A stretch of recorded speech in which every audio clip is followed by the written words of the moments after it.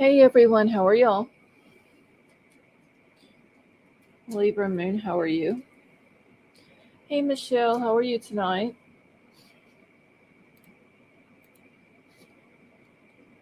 Just on, how are you?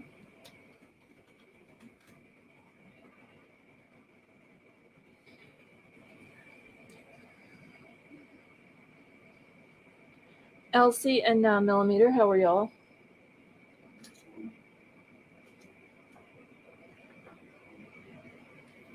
Hey Scott, how are you? Gian with two wins, how are you? Hey Big Al, how are you?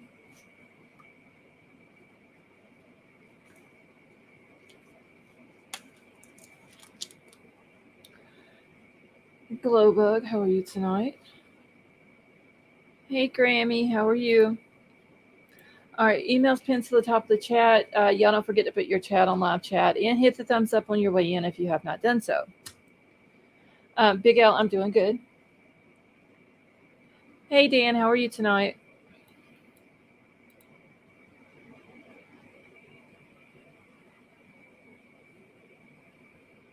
Glowbug, I'm doing good.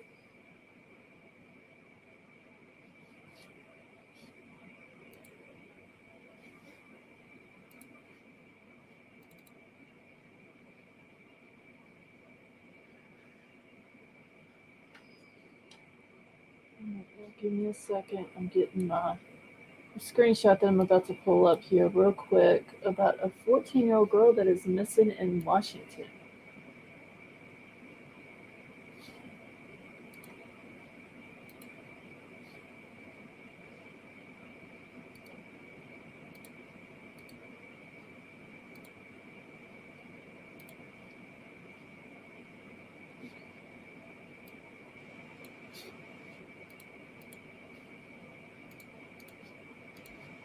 Go ahead and pull it up here.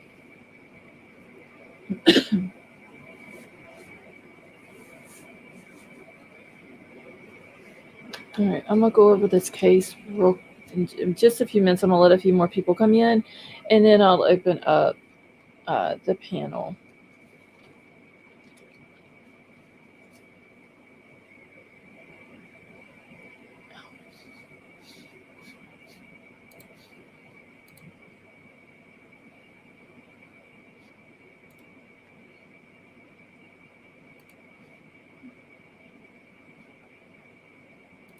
Okay. And I did reach out to this girl's mom, and she just basically said to thank everybody for any help that they're willing to provide. They are desperately trying to find her and bring her home.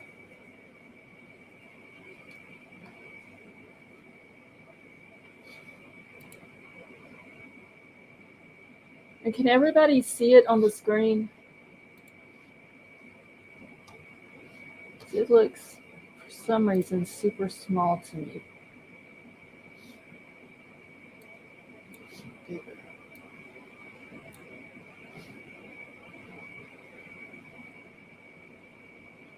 Okay, thank you, Michelle. Hey, KK, how are you? Arv, how are you? Okay, I just want to make sure y'all can see it because it looks small for some reason on my end. Hey, Margaret, how are you?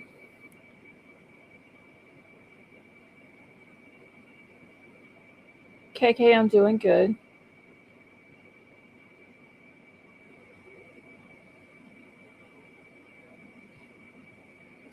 Okay, so this girl's name is Ella Celeste Jones. She's 14 years old, y'all. And apparently, she had been talking to this older guy online on social media. And her mom found out about it, took her phone away from her for a while, and put all this different stuff on it. Hey Betty Joe, how are you? Put all this different stuff on it, to like parental controls and stuff like that. Well, apparently she was still finding a way to talk to this guy. talked to him on Discord. There was, and it's in one of these articles. It was a website that came out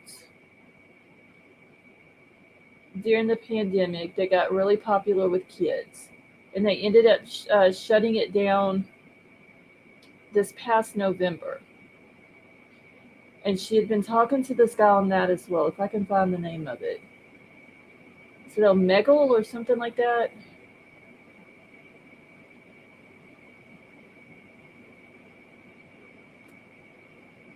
Yes, Omegle. So she was talking to him on that until it shut down in November 2023. Well, from my understanding, her mom found out she was still talking to him. And the mom last seen her January the 5th of this year. Hey, the Black Widow channel, how are you?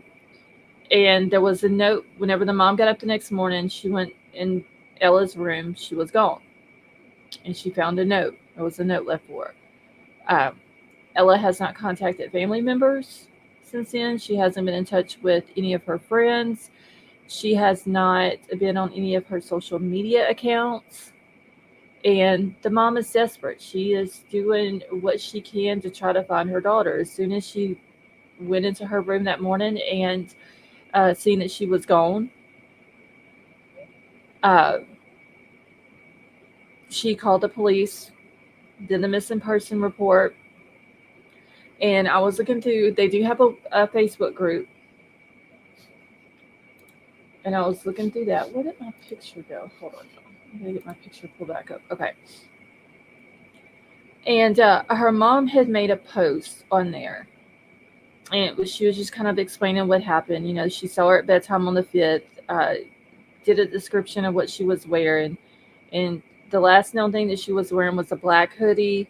It was like a multicolored pair of plaid pajama bottoms. She had on a pair of black Air Force One Nike shoes.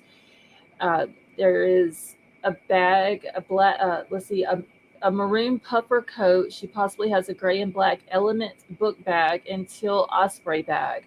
And she may be with an older male in his 30s with dark brown hair.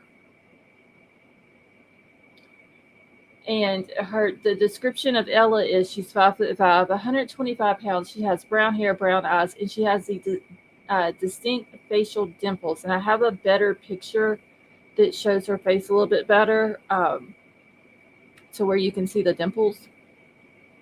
But if y'all, hey Kelly M, how are you?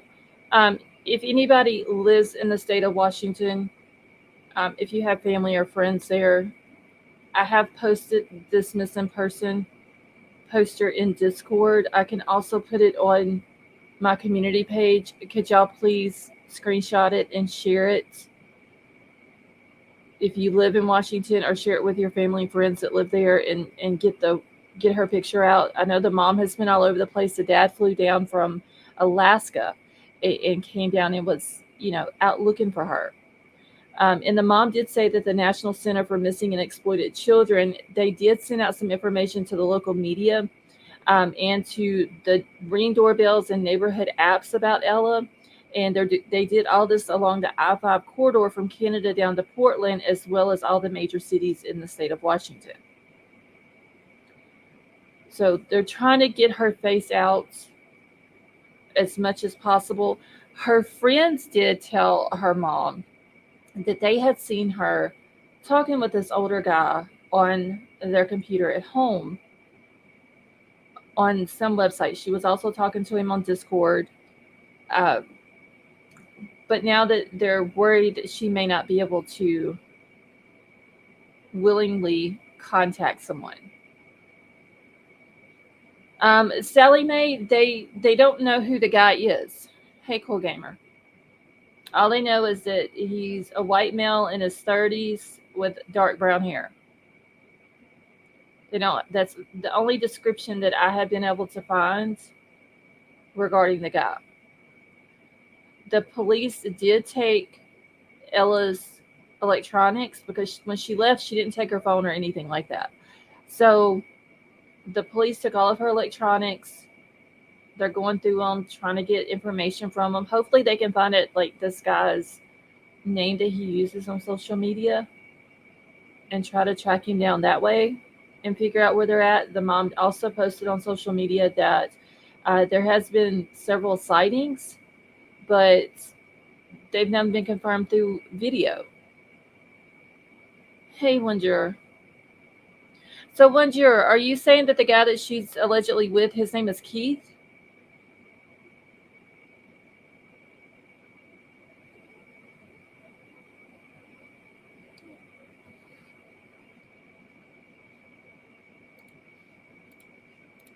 I'm gonna go ahead and put this out, and then I'm fixing to pull up her other picture because, like I said, I do have another picture of her that shows her dimples a little bit more because that was a description that was. Can y'all see that? Okay, for some reason it still looks small on my screen. I don't know why. Okay. All right, so I'm writing this down now because I did not find that anywhere whenever I was looking for all this information today that the guy's name allegedly is Keith.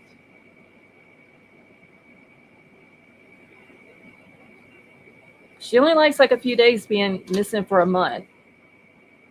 Miranda, how are you? Big Al, how are you? Hey, I'm doing good. How are you? Doing good. So, right after they started letting kids back in school Uh huh. when COVID hit, I had a bartender that she's I think her daughter's 13. Mm-hmm. She was obviously at home in the woods. We're up here Right. in the middle of nowhere.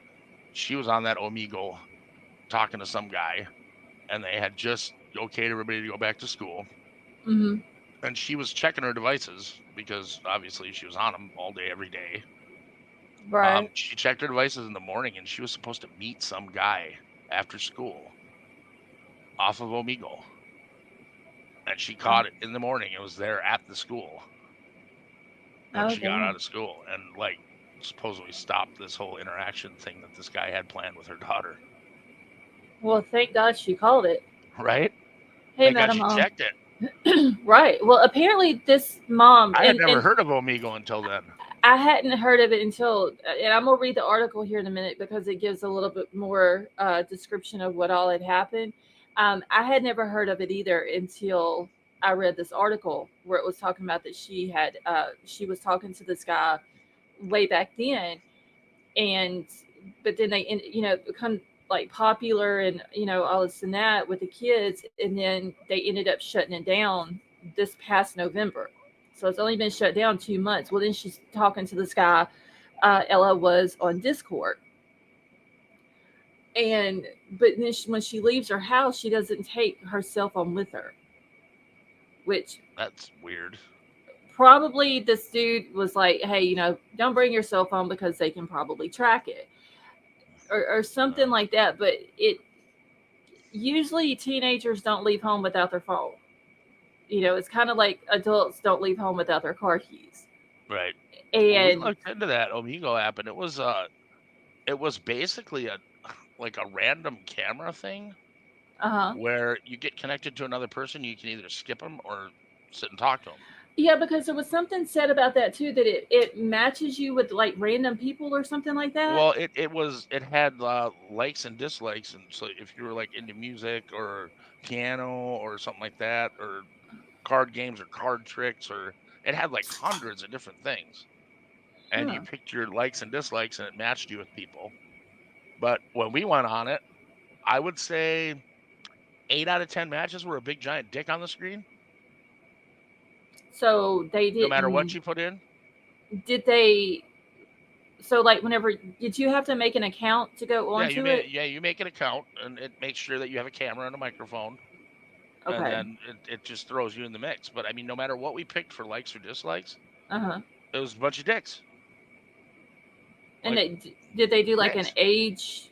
Did Yeah. they add? Oh yeah. Yep. Oh yeah. Okay. Ask your age and all that whole But of jazz. course, a lot of kids are gonna lie about their age in order to Yep. get the account. Well, they actually put out a warning here on the school board put out a warning here for the parents and said, "Hey, this almost happened right here in downtown Crosby." Our little town of 2,100 people. Hmm. Well, do y'all remember like a couple of months ago there was a guy that was using, and I can't remember. I don't think they ever said what app it was that he was using to lure his victims, and it was up in that same area Oh yeah, around Washington, Oregon, all up yep. in there. But I don't remember if they ever said what the name of the app was that he was A using. lot of times they don't say it because they don't want people to flock to it, Well, which that makes sense. yeah, that does make sense. Kids that don't know about it don't need to find out about it, Right. and you don't need to give that app that extra push. But what did they expect was going to happen when you lock kids up and take away True. all their personal interaction? They're going to Right. seek out ways to talk to other people. Well, the mom did find out about this a while back and punished her for it. Put all the parental stuff on all, her phone, and I'm sure a computer. She had one, like all of her electronics. But she said that somehow she still, even with all that on there, she still figured out a way to talk to this guy. Well, one juror matters. Well, yeah, because they have what's called one juror matters. Just said it text now, which is a basic app you can download, and it'll give you a phone number that you can use for voice or text on your phone, so you can have a different phone number that's not registered to you on your cell phone, Hmm. and it's free, Right. which is the scary part because you can make a new one anytime you want. Right. And the note that one juror matters is talking about, I have a screenshot of it. Um, and she's basically just apologizing to her mom, and you know she didn't want to be a problem anymore. Which I'll bring it up in a minute and read it. But I know her mom has. She's been out. She's been putting flyers out. She's been doing what she said she couldn't just sit at home.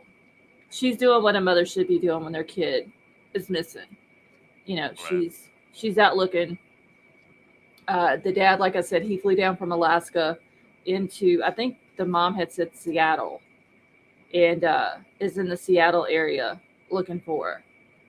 But all her friends knew that she was talking to this guy, but I guess they didn't think nothing of it to a point that they needed to say something until she leaves home, and then their concerns were brought up to the mom about this guy.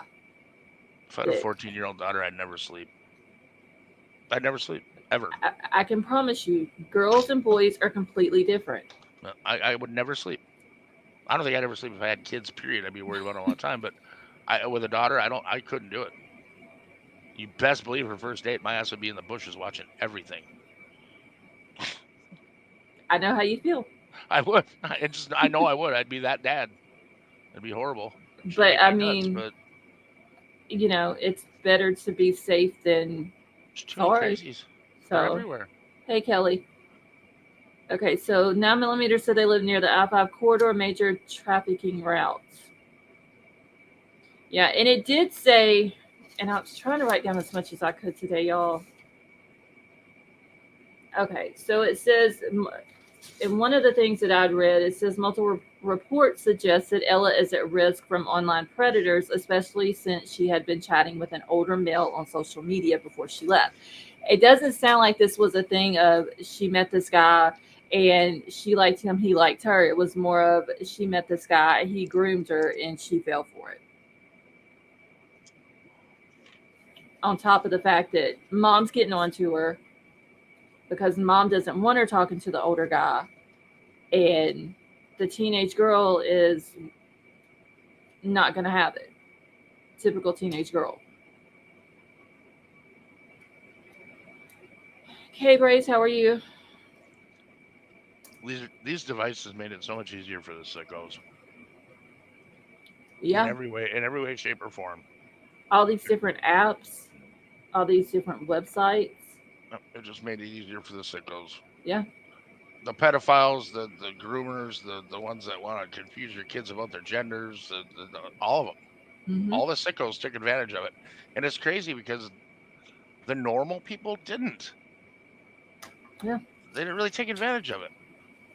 And when they do, they're labeled, psychos and racists, and I don't know. We're in a clown world for sure.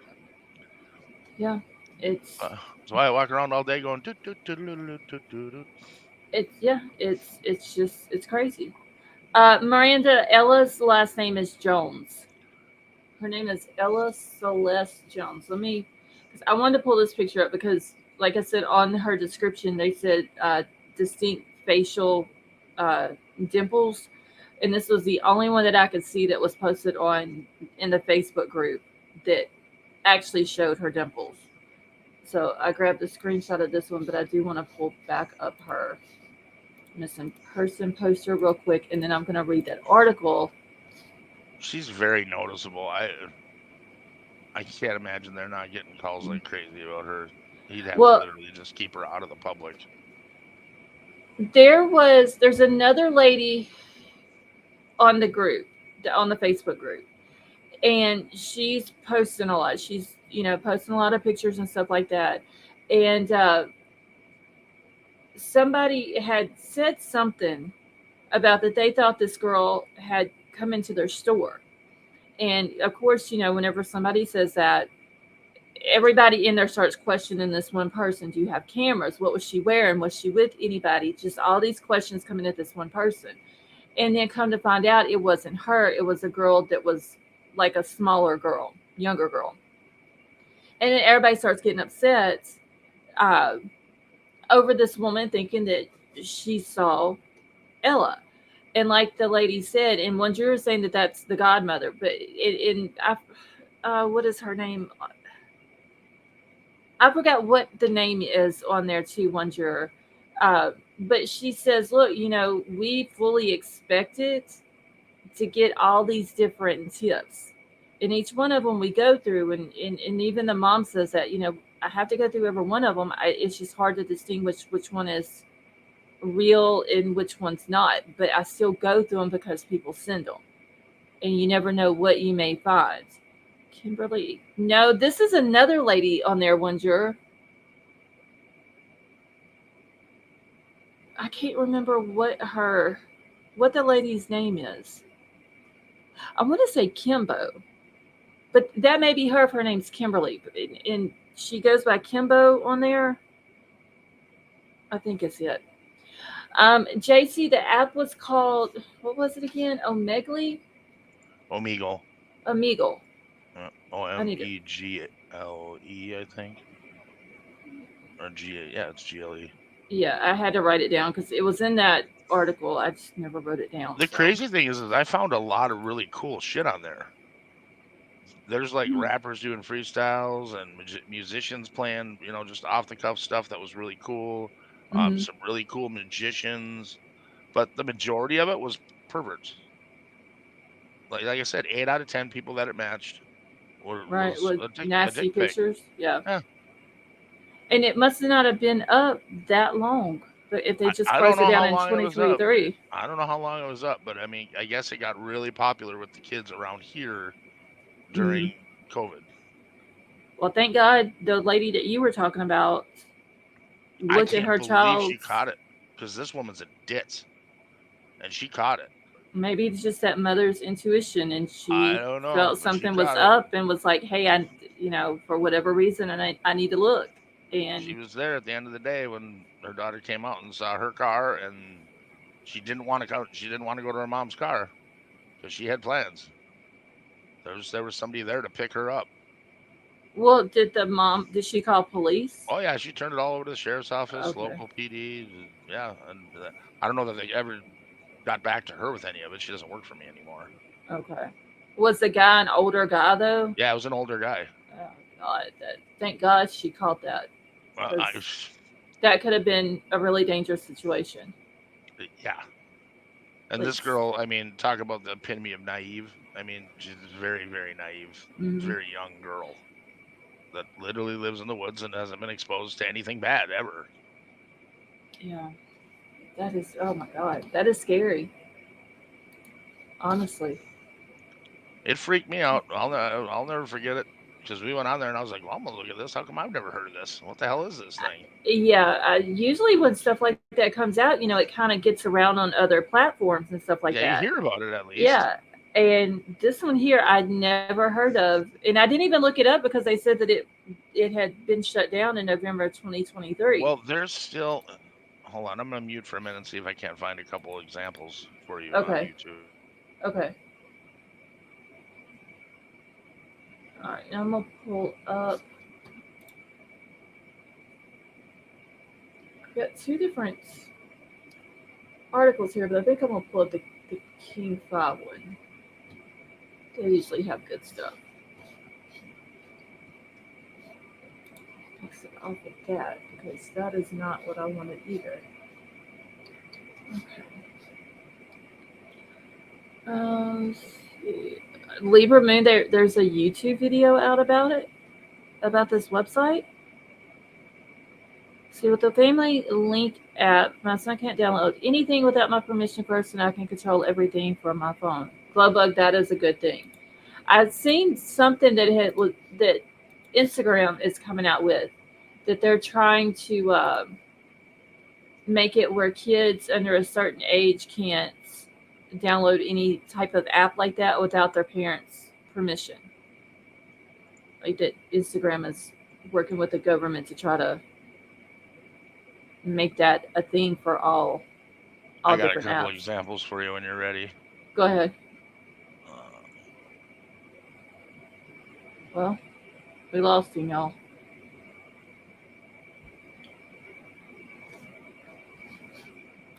Let me throw the link back out. Okay, you back? that was slippery. Huh? That was slippery. Yeah, you kind of threw yourself off there. Yes. Okay. So this is an example of an Omegle video that this guy does a mashup, and he's like a piano player. This is it's Omegle, so you should be able to play it. So it's already YouTube. It shouldn't be a big deal, is it? I don't know because they're like, you know how they are with music. Yeah, but we're reviewing it, and you're not listening to the whole song.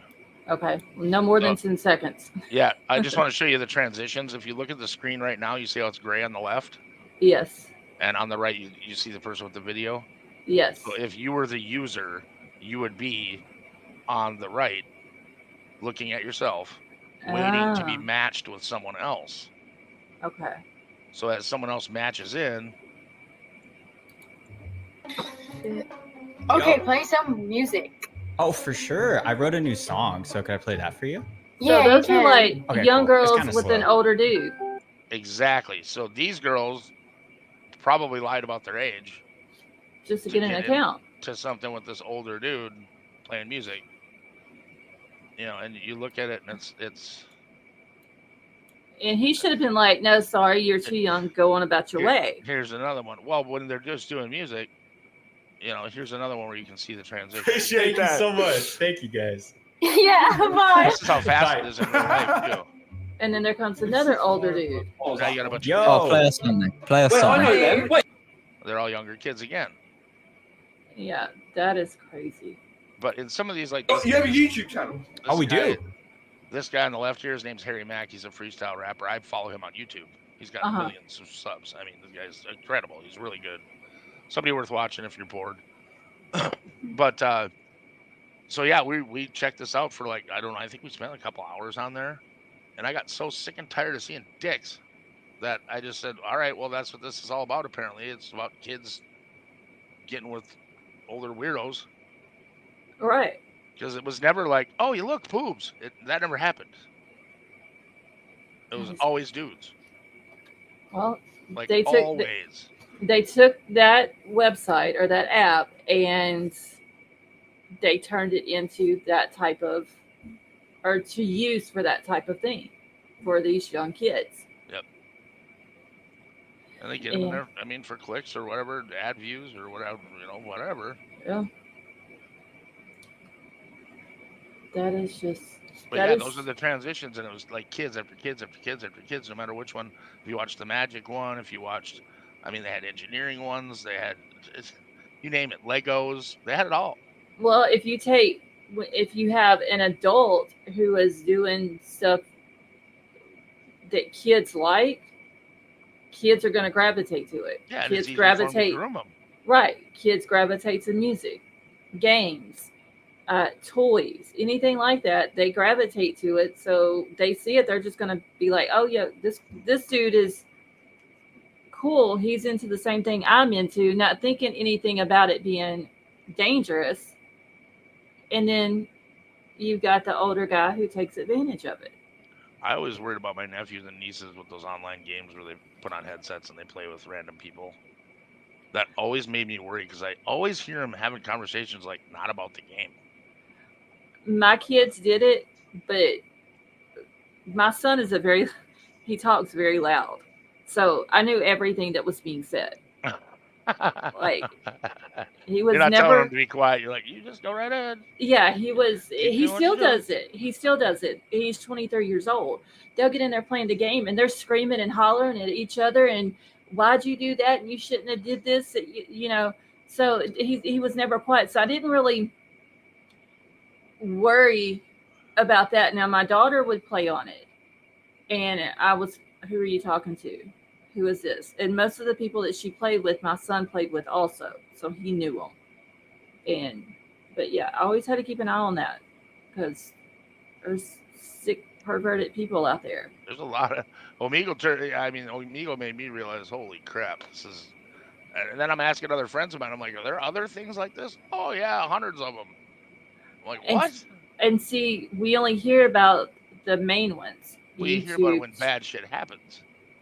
That's when you hear about it. Yeah, but I wonder how many thing gets in the spotlight and people actually start talking about it. Well, damn, I hadn't even heard of it until now, and it's been shut down for 2 months. I've heard about a ton of bad shit on Discord for years. Now, I did on Discord, but that's why all my shit's on lock. Like, you may come into it, but you're not getting past the welcome page until I let you in. Right. But yeah, she was talking to the dude on Discord. She was on this Omegle thing. I'm pretty sure there's probably thousands of other apps that we have never heard of.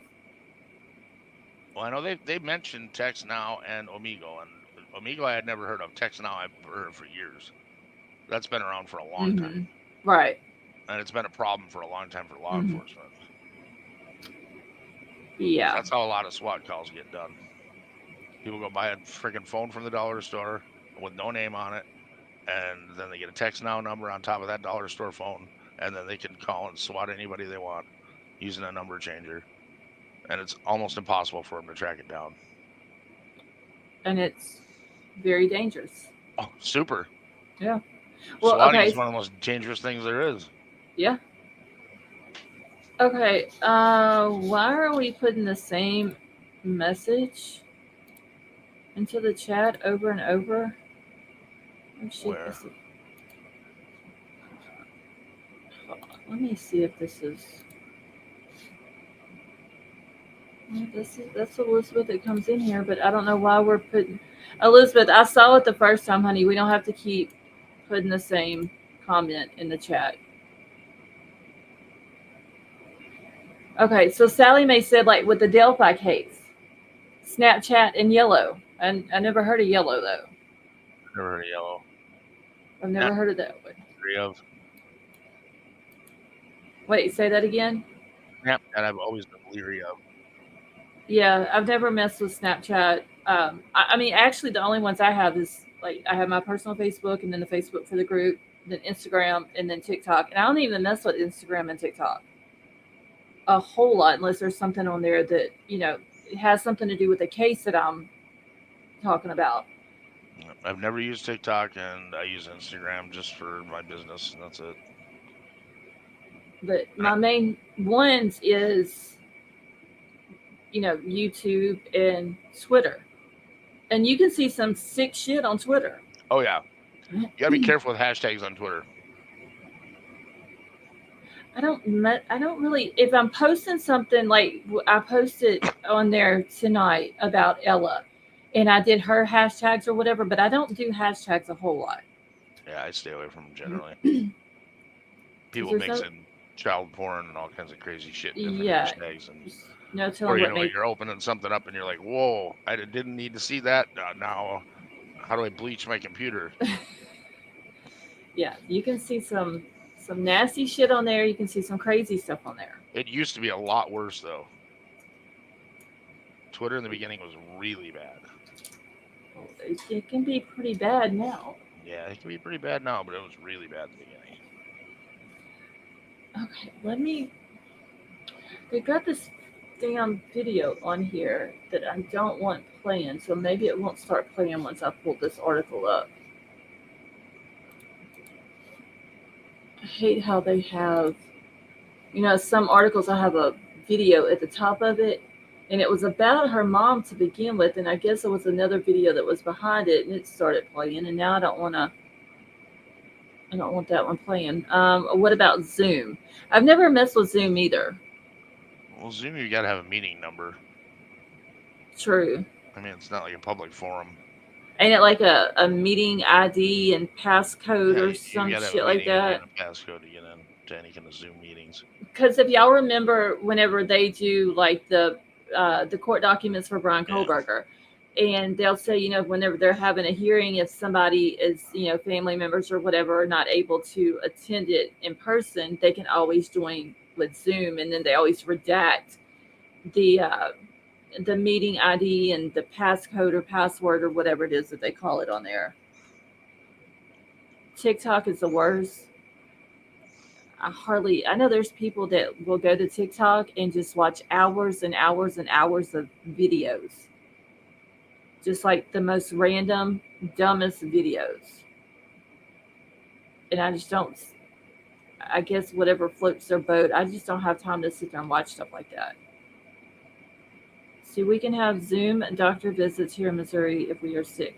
Michelle, we have, they're like Zoom here in Louisiana. It's called telemed or telehealth or some shit like that. Basically, Telehealth. basically the same thing as like a Zoom call. You just do it over your phone. Yeah, they encourage telehealth here. So I figured they would have stopped it like last year and wanted people to start coming back in, but they're still doing it here. So, which now you can go into the doctor if you choose to, but I'd much rather, if I don't have to leave my house, I would much rather sit at home and do my doctor's appointment. Let's see. Isn't TikTok owned by Chinese? Yes. Yes, because our fearless leaders never pressed them. So they still own it. They had the opportunity to make them split it up and sell it to a United States company, but they didn't do it. Yeah, I don't mess with it too much. Like I said, unless there's something that has to do with a case that I'm talking about and there's a video on there, I may go watch it. But other than that, I don't mess with it too much. Yeah, it's an app that I would never put on my phone. I remember when it first came out, I had several people tell me, that's not something you want on your phone. I went, okay, that's all I need to hear. I don't do. Yes, I do. I have it on my phone and my computer.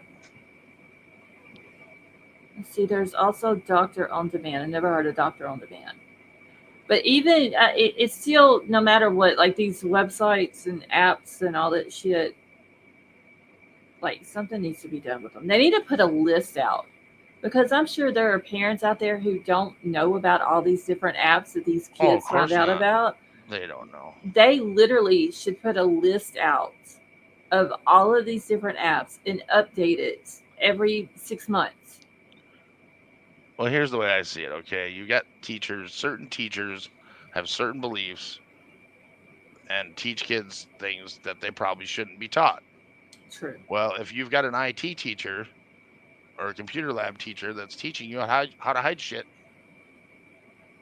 True. what average parent that uses the computer for occasional funny YouTube video or looking up how to can their green beans is going to be able to find that if a kid has a professional teaching their children how to hide it. That is true too. There's a need for software out there that parents can just walk up with a thumb drive and extract everything. Yeah. But nobody's done it, and probably because a lot of parents won't pay for it. Yeah, They it's just don't. just it's a scary thought that I've never heard of this one until it's already been shut down. And It's one of those things that's important when it's important, not before it's important. If that makes sense. Yeah. Now it's important. 6 months ago it wasn't important because I never heard of it. True. But all these other ones that we haven't heard about, Yeah, there's a ton you know what of I'm them. saying? That's the ones that need to be put out there. So that way, and I get what you were saying, like there's always that teacher that will show the student. But if you got a teacher that will show a student that, hey, Jay Clark, then I would be watching that teacher. Here you go. I just found 9 things in one simple Google search that are exactly like Omegle. And that's a scary thing. 9 different, actually, no, I'm sorry, 24. Oh my God. And that's a scary thing because that's all a kid's got to do. And then Google has an actual link for best Omegle alternatives. Oh Lord. I might have to ask my son tonight if he's ever heard of this Omegle app. I mean, there's a lot of stuff on here that I've never heard of. There's stuff on here that I have heard of that I know was dirty shit. But there's a lot of stuff that I've never heard of. Mm-hmm. And kids, they know that if it's something that they've probably never heard of, then they know that their parents haven't either. And so that's one of the things that they would probably gravitate to. And then they get in there and they go to messing with it and they see how cool it is and they go tell their friends and it starts spreading by word of mouth. But they don't let the adults know about it. Kind of like the party over at so-and-so's house on the weekend when their parents are out of town, but we can't let all of our parents know about it. Right. Type thing. Well, this is, the people also ask section in Google when you do a search. It says, what are people using now? The Omegle is gone. What are people using what are people using after Omegle? Well, there are multiple websites and apps that can allow you to connect with strangers and chat anonymously. Some options include Call Me Chat, Chat Random, Tiny Chat, You Chat, and it just gives the names. Damn service. Yeah, it just tells them right where they are, and they're actually links. They're links. Okay, so that's all a kid's got to do. Go toward a mother lost. Shit, hold on. In hopes of a daughter. That was the website. Damn, and that was they've got to loud. think, well, how do I do this safely? Oh, well, you can use a VPN. Well, VPN doesn't save you if the kid tells them who they are and where they live. Where they live, a VPN's not going to do the kid any good. Right. So now you're a parent, and you go, I gave you a VPN, you're safe. Well, you're only safe until Sally tells freaking pervert Joey where she lives or where she goes to school. Exactly. And that's all the kids got to do is, oh, damn, Omegle's not here anymore. They shut it down. Well, let me go Google something that's like it. And there's what you just named off. There's 24 of them. And some of them are obviously things that kids shouldn't be on. But, they lie about their age and they go on it. Right. I mean, they do it on Facebook. Yeah. There's kids that you can go through, like people that I went to school with that had kids around the same time I did that went to school with my kids. And whenever they were little, you know how it has like the suggestion thing on Facebook? Knowing damn good and well these kids wasn't born in 1975. Okay. But that's what they will have their birthday is on there. Just so they can get an account.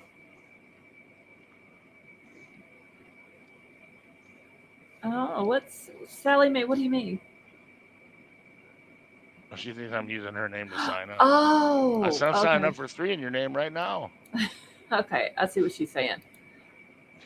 She had me a little confused there for a second.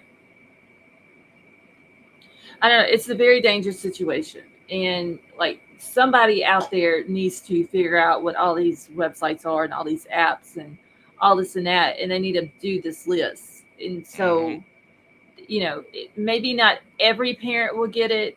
Princess Lena, how are you? But some parents will, and maybe they will share it on their social media, Facebook or whatever, and just like it needs to be out there. I agree. Because it's very dangerous.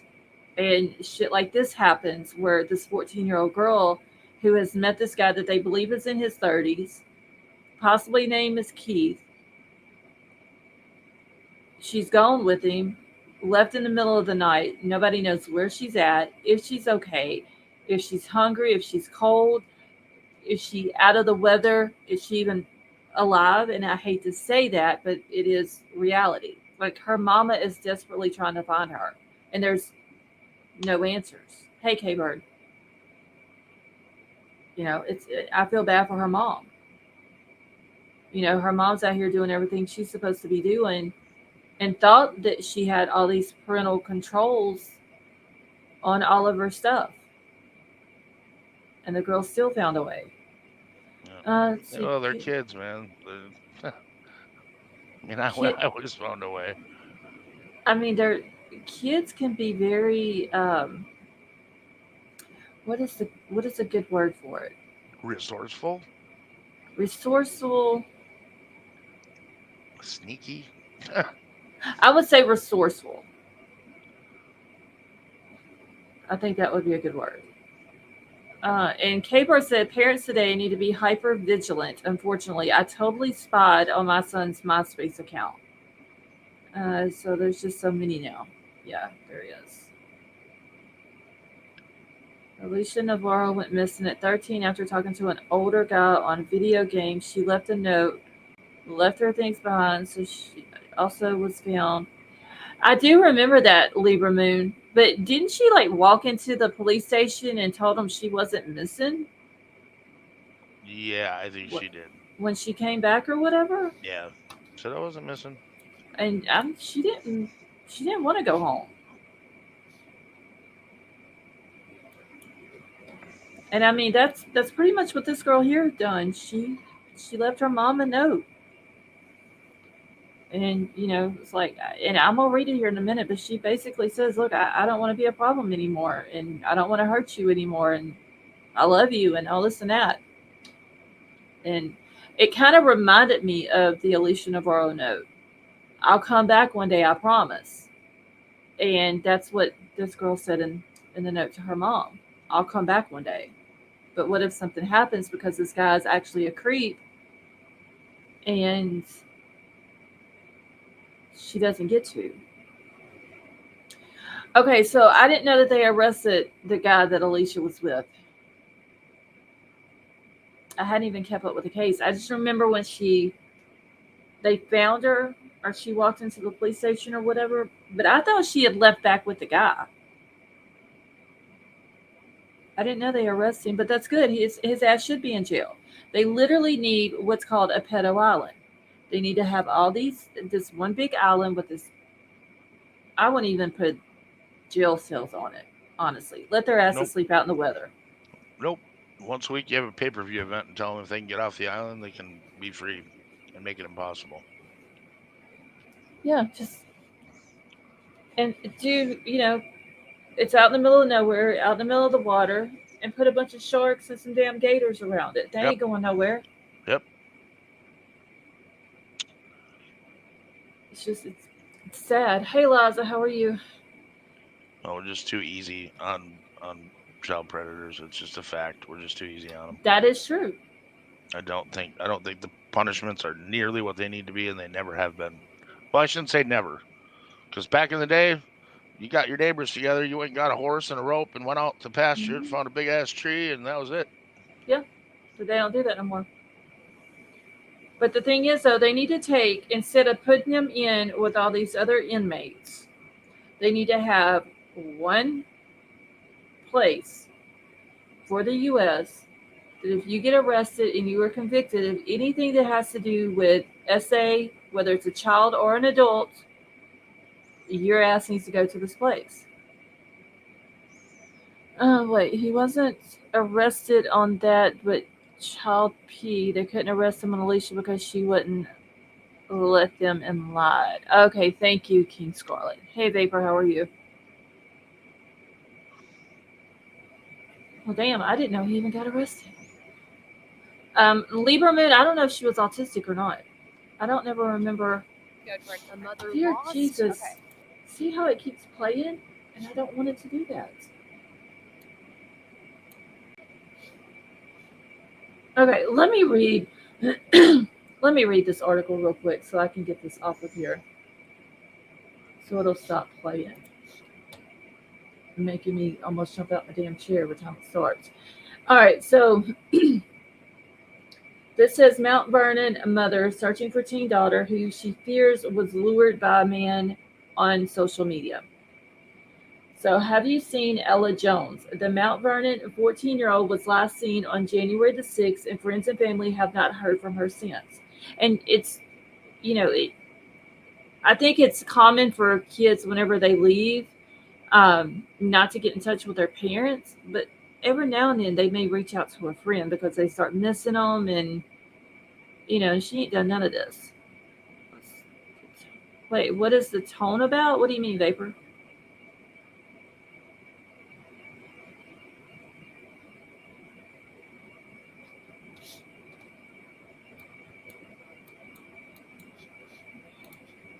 Two seconds, y'all. I gotta get my chat back on my chat. Okay. So Ella's mother, Sarah Merrill, told the Mount Vernon Police Department that Ella voluntarily left their home sometime that morning or sometime the previous evening. Ella is 5'5", approximately 135 pounds, with brown hair, brown eyes. When she left, she was believed to be wearing a black hooded sweatshirt, multicolored plaid pajama bottoms, black Nike Air Force One shoes. She is believed to have taken additional clothing and a large green backpack with her when she left. Merrill spent her Sunday afternoon walking around Pioneer Square in Capitol Hill, posting flyers of her daughter. The Mama 3 said that she believes that her 14-year-old daughter was speaking with someone over social media. A couple of kids did see her speaking to an adult male on a video on our computer, Merrill said. See, that was her friend, so they didn't think anything about it, uh, to tell the mom before the girl goes missing. Vapor, when did I do that?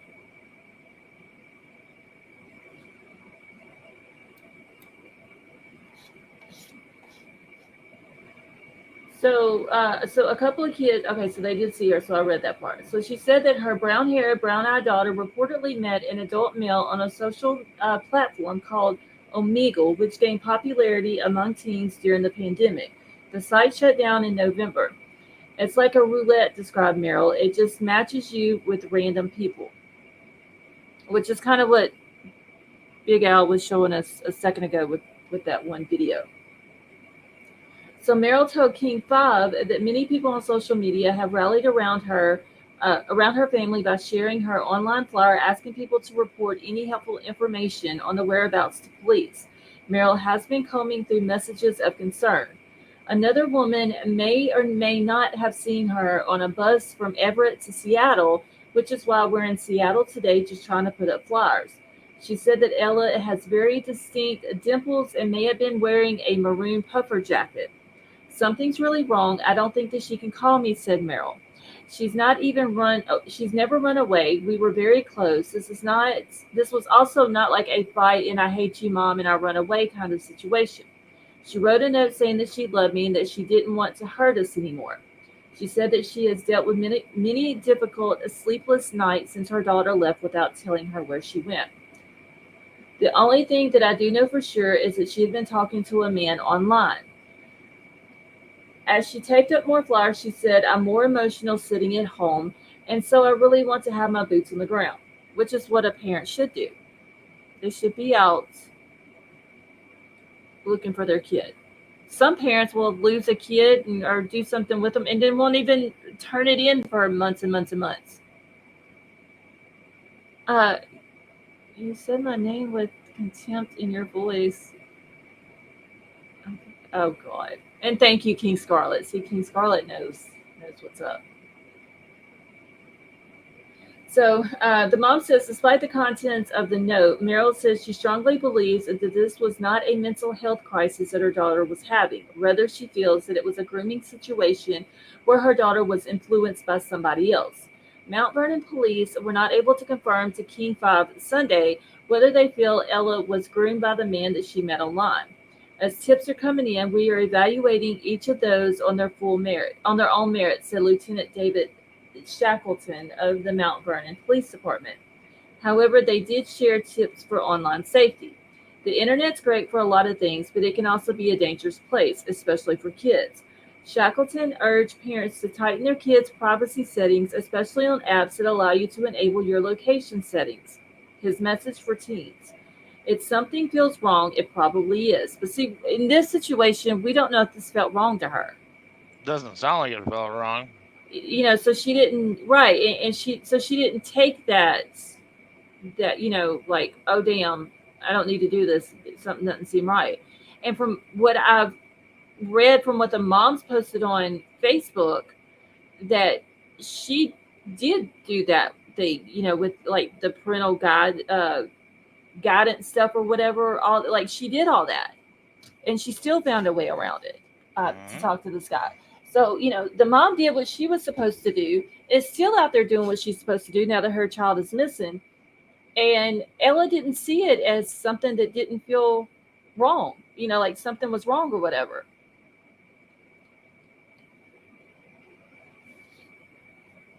Okay. All right. So Shackleton also said that if you get that feeling, make sure that you tell your parents or another trusted adult what's going on. Most kids these days that is doing something that they know is wrong is not going to go tell their parents. So meanwhile, in the search for Ella, Meryl said that her dad is searching Western Washington for his daughter too. He flew down from Alaska and is here in Seattle as well looking for her. She called the experience a gut-wrenching and added, call 911, report it if you see her, please. We just want her home and safe. Mount Vernon Police Department investigators continue to be in communications with Miss Merrill, according to Shackleton, and investigators are following up on information as they receive it. Anytime a juvenile leaves home and ceases contact, it raises concern about their welfare, said Shackleton. They urge you to please call 911 immediately if you see Ella. Should you have any other information related to Ella's whereabouts, they urge you to call the Skagit County Dispatch, and it leaves the number for that. Scott said ilmhost.txt on Windows used to block websites. Princess Lane, are you talking about this girl here, Ella? Is this the 14-year-old you're talking about? Because she does look, nowadays, kids that are 13, 14, 15, they do look older than what they actually are. Wait, this is just Skagit County, JC.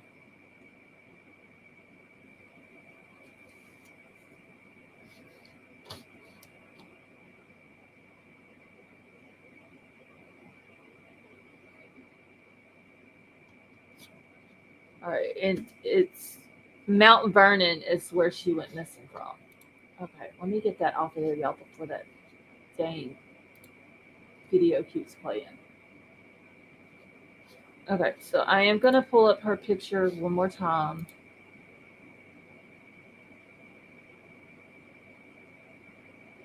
And Sally Mae, I just saw your message. I'll get back to you in just 1 second on that. I want to pull up her thing again. If anybody needs me to email this to y'all, just let me know. And like I said, if y'all live in the state of Washington or even in Oregon or any of the surrounding areas around there, or you know somebody who does, friends, family, whatever, show it to them, get them to screenshot it, tell them to share it with everybody they know so we can try to get this girl's face out. And apparently there must be, I guess, some islands up there because there was another county that had shared a report. Let me see if I've got it real quick about this. And said that if anybody is on any of the islands and happened to see her, then make sure that you call the police as well.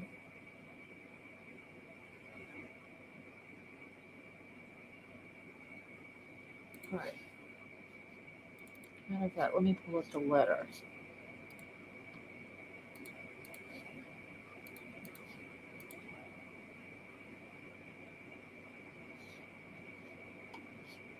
There's a lot of smack talking going on in chat, ain't there? Yeah, people seem pretty fired up today. I don't know what's going on. I'm not really sure. I'm kind of paying attention to it just to see who jumps over the barrier first and draws first blood. But my money's on KK. I'm trying to pay attention to what I'm doing and pay attention to chat too so I can keep up with it. Okay, so this is what this is a note that she left for her mom. So, and it was wrote on January the 5th of 2024. And it says, "Dear Mom, I'm sorry that I left, but I just hate being such a problem and can't bring myself to hurt you all any more than I have. I don't want you to feel guilty about me leaving because it isn't your fault at all. I love you so much, and I just want you to have an okay life without me fucking it up all the time. I know me doing this is going to hurt you all a lot, but in the long run, it will be for the better. I will come back someday, I promise." That right there reminds me of the Alicia Navarro case where she told her mom that she was going to come back. "So always know that I love you all so much, and I'm never going to forgive myself for all the pain that I've caused you and Dad. Make sure Cyrus knows that I love him so much, and I'm so sorry for how I treated him when he was... No, I'm so sorry for how I treated him when he is older. Please tell him I made that landscape for Skeeter." There's a lot of shit in here that also does not make sense. But she talks about she's going to come back, but then the way she talks like she doesn't plan on coming back.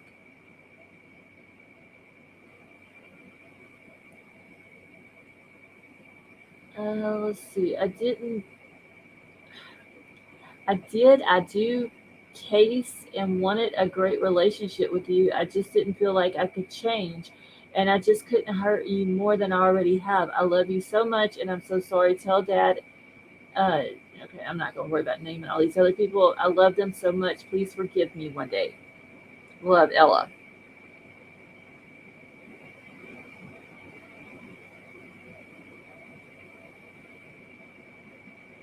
So it's like she's trying to take the blame for everything. She's promising her mom she's going to come back, but then she talks like she's not going to come back or has no intentions on it. Yeah, that makes me wonder if she wrote that thing all by herself. Because if me as a mom, I wouldn't know how to take this letter. Honestly, just because of the flip-flop in it. I can't imagine how her mama feels right now. See, her writing doesn't look rushed or messy. No, it doesn't, King Scarlet. I disagree. I think it looks messy for a girl. It don't really look like a girl wrote it. No, it doesn't. Honestly. It's messy for a girl.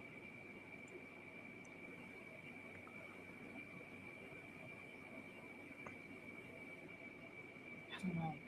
Some parts of it like the I do, unless I'm reading that wrong because there is a fold in it. Case and wanted a great relationship with you. I don't know. I feel bad for her mom. I do too. Because, like I said, it's there's some flip flopping back. She promises her mama she's going to come back, but the way she's talking, she has no intention on it. Or, this person has promised her something. You know what I'm saying? 'Cause Mhm. you know how older guys will do that to a kid. They will promise them the moon, the world, the stars, and the universe, and then make them believe that they're going to give them anything that they want. They're going to take care of them, blah blah blah, and all this and that. And then once the girl leaves and she's away from home and she has no phone, then the controlling kicks in, and it's a downhill battle from there. I feel bad for the mom though. I'm gonna be honest. I couldn't imagine walking into my daughter's bedroom and finding this.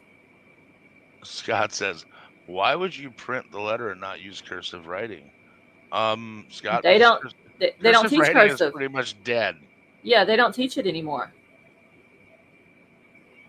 I mean, Right. it's Hey if you want to Angela. really confuse a teenage kid, throw a manual transmission with cursive instructions, and they ain't going nowhere. Just some a manual transmission. The manual transmission with cursive instructions, and you can guarantee they're probably not going to get very far. Yeah. I mean, they don't even. I don't even think nowadays they even pay too much attention to how the handwriting is at all. No, everything's text and computer and email, and Yeah. very few And things are written down. and Scott said, "Sorry, you can't write checks." Why not? They don't. They don't. Who writes checks now? I mean, it's all direct deposits and I have one. cards. I have one beer distributor that requires me to order checks. I hate his ass too. So can't we just do automatic deposit here? Why are you the only one out of like 11 vendors that still wants a check? Yeah, I mean, they don't. Yeah, I haven't even seen a check in forever. Honestly, it's just they're not a thing anymore. No, it's pretty much never. Right? Scott said he uses money orders. I A lot of think people money do. orders are still more. They're more popular than checks, than bank Yeah. checks. Oh, Kelly said her mama still writes checks. My mother-in-law does, and we've told her like over like you need to get a debit card. Oh, it used to drive me crazy. When my mom and dad got up into their 70s, they'd go to the grocery store and they'd be them old people updating their journal and their checkbook, at the register, like before they'd even write the check. Well, yeah, you got So to it's do like that so you don't forget 5 it. minutes to check out, and I'm like, "Oh my, seriously, just write the check. You got You to can write the write it down day when and you get who. home." Yeah, there's a lot of people that do write checks. That yeah, they hold the line up whenever they do that. Oh But yeah, it's just it's so much easier with a card.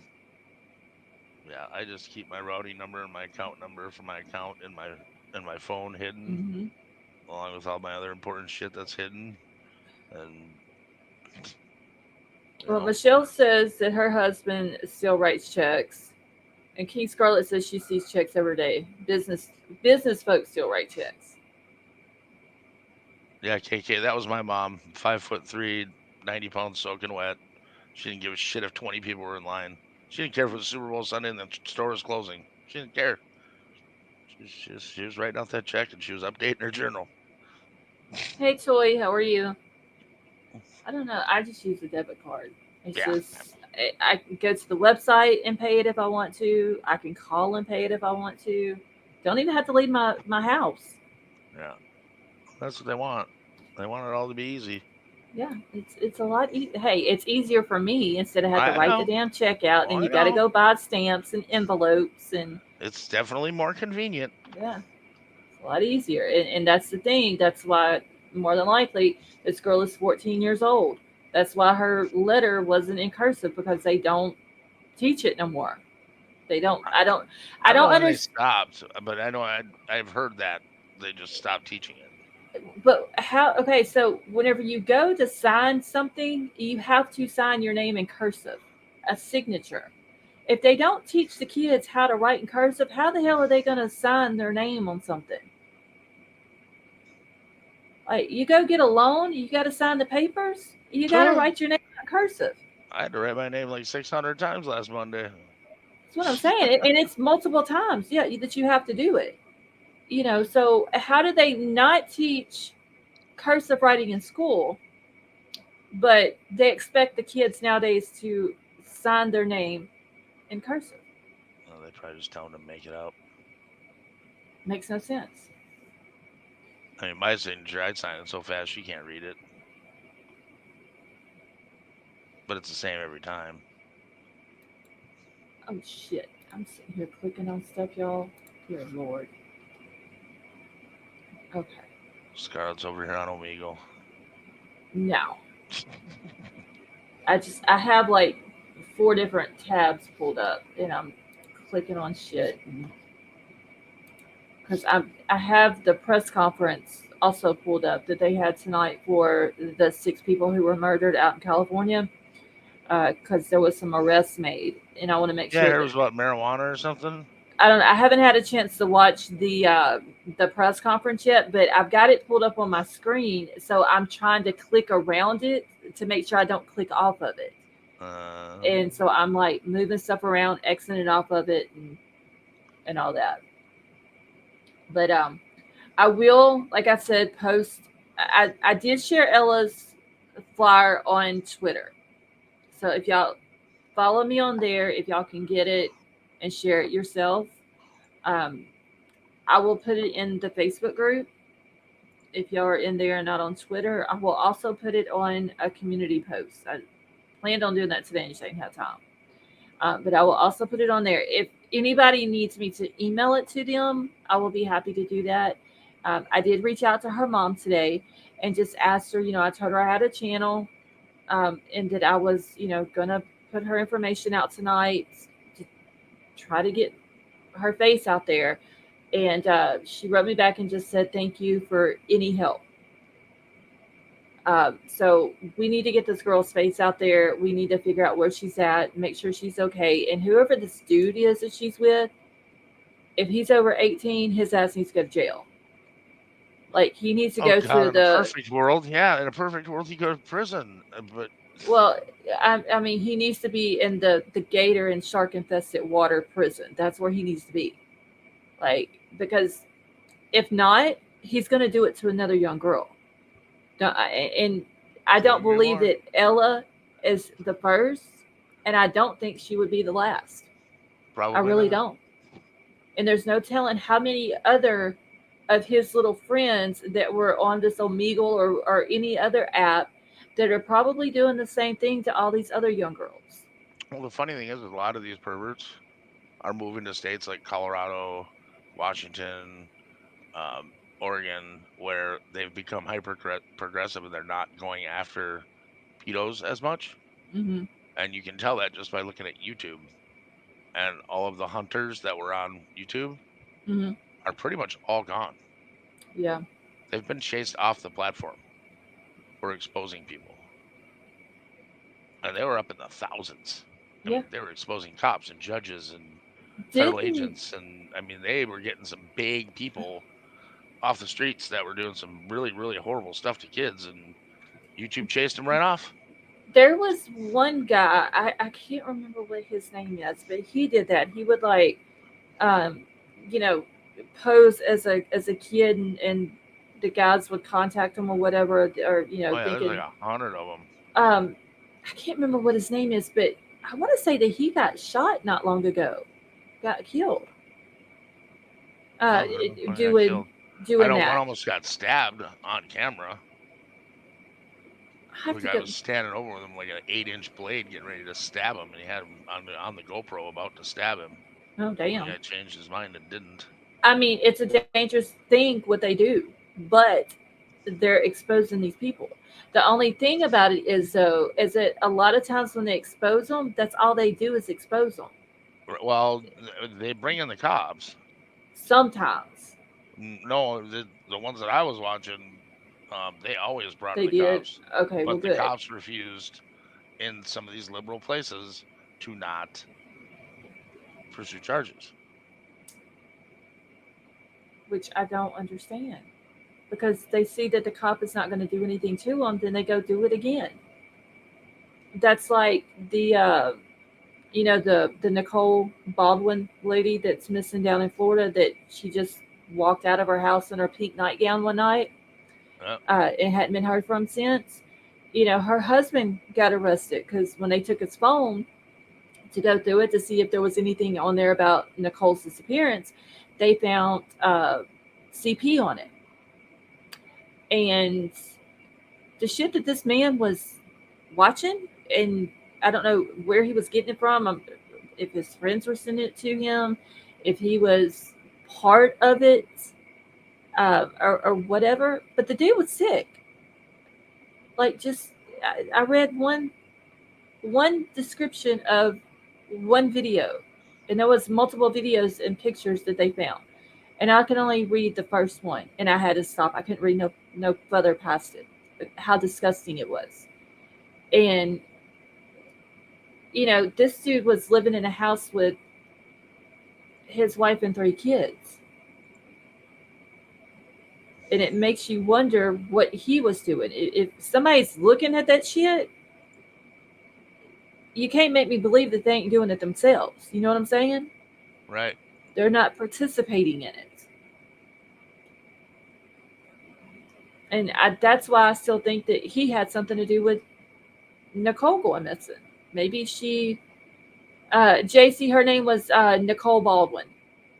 Maybe she found it on his phone and confronted him, and he done something to her.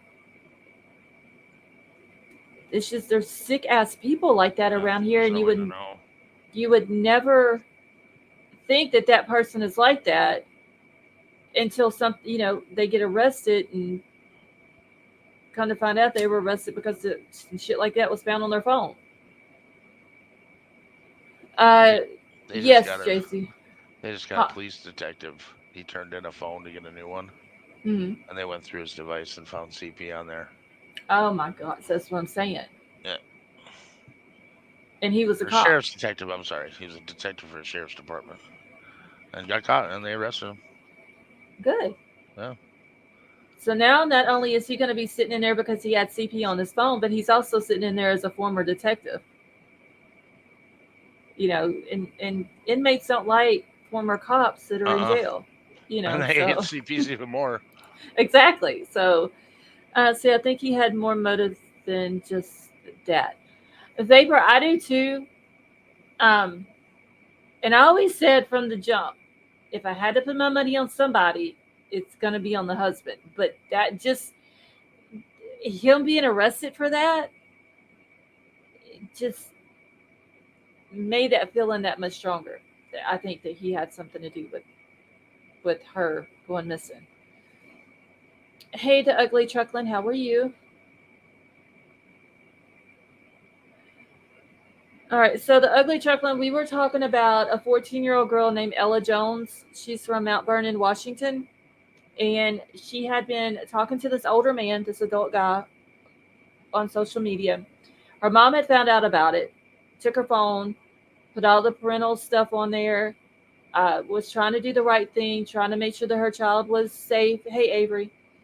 And Ella still found a way to talk to this guy. Her friends knew she were doing it, but they didn't tell the mom.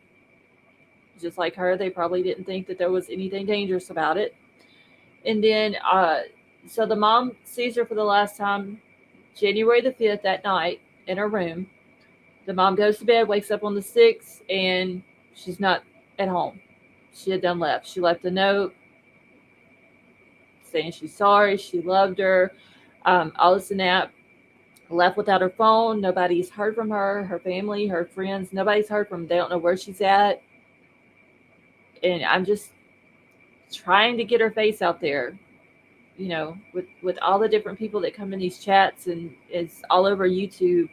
I know there's got to be somebody from that area, or someone who knows someone from that area, that can get it out to more people. And the mom's out, the mom and the dad both are out looking for her, putting pictures up, and, trying to get the word out about it.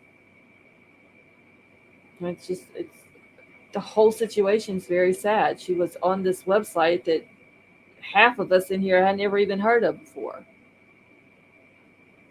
And it's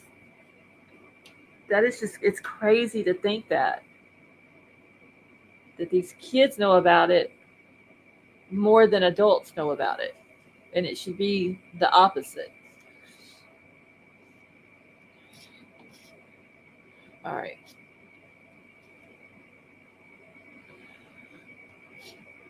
Avery, how are you feeling? I know the other night she came up here. She sounded horrible.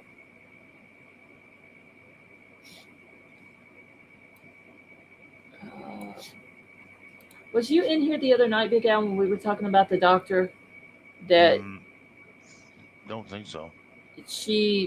there was a case back from like 2018 where it was her and her boyfriend. She'd only been dating for a couple of weeks, and they were smoking weed, and she hit like the bong two times, and she attacked him with a knife and murdered him. Attacked her dog. Oh, I heard something about marijuana induced psychosis, and I called Yes. bullshit, and I left. Yes. Yeah. So I call bullshit. I don't believe it. She kind of like tried to turn it around on the guy or whatever. I say that he intimidated her into taking a bigger hit of the bong. Like somebody has that much power over you that they're going to tell you how deep of a breath you can take. Just wait. Well, I'm gonna do a FOIA request on her case because I want to see the tox report to see if there was anything else in there. Yeah, there would have to be. I mean, for what she's describing, I mean, you're talking about like PCP or like something, dust, and maybe or something. And I'm not saying that she knew that it was something else in there. I just don't think that it was just regular weed.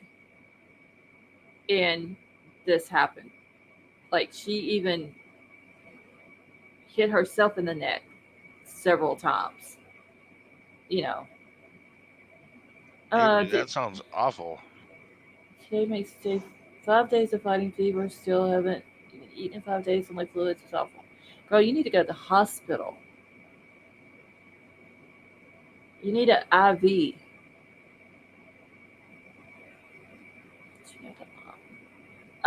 Metamom, no. I did not know that you're talking about Ella's mom was on Nancy Grace earlier?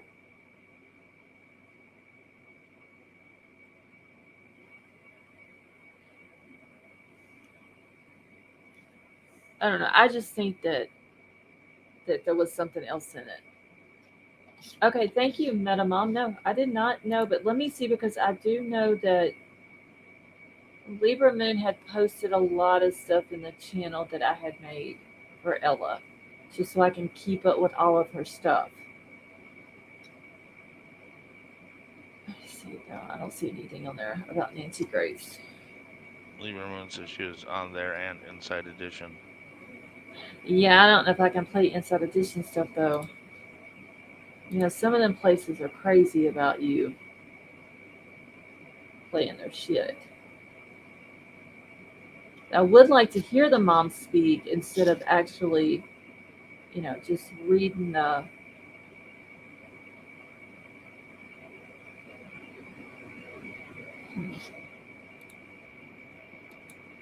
Oh, I can't play that anyway on Inside Edition because it's got music on it. So let me grab this link and I'm just going to put it in the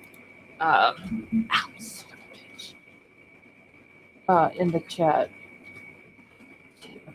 Flipping knee on the damn desk. Ciela Jones' mom. Okay, so here's the link for it, y'all. Oh, fuck. It won't let me post it because it's. Oh, no, wait. Yeah, I can. I thought it was too long.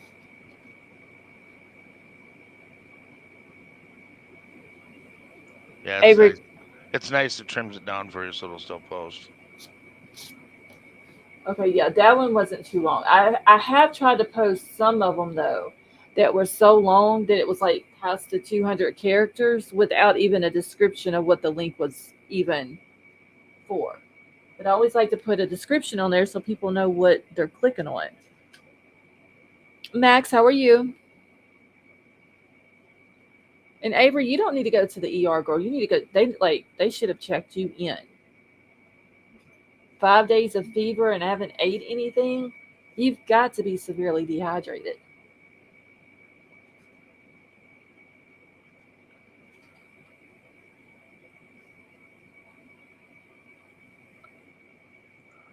Wait, who said that?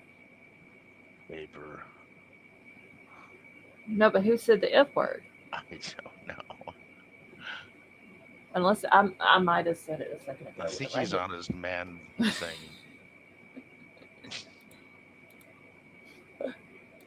All right, y'all. I'm fixing to pull up. Oh, it was okay. It was when I hit my knee. I said it under my breath. I thought, my bad. I have a bad habit because I don't have a lot of room right here when I'm trying to move around and stuff, and I hit my knee underneath the desk all the time. Okay, so this is the press conference that was today about the 6 people who were murdered out in El Mirage, California. I haven't got to watch it yet, y'all, so I have no idea what they say in this or anything. Has anybody else watched the full thing? It was a dude. Okay, yeah, I know what you're talking about now, Vapor. Swear jar, $20. I'm not putting no $20 in the swear jar. She's got $20. She's getting Red Bull and gummy bears. I did have no damn jar. well, I did have gummy bears today, but I had to settle for some kind of shit called core water because I'm still hurting in my side. And Troll was like, you need to cut back on the Cokes. You need to cut back on the Red Bulls. So I'm going to get you water. I said, that was fine. Just get me like a smart water. He comes back with this damn thing that's 900 milliliters of water. Jesus. And I've actually drank almost all of it. It's 30 ounces. So King Scarlet, you should be super proud of me for that. Vapor, he's actually been busy. So usually when I'm live, he's asleep. He stays busy all during the day, always doing shit.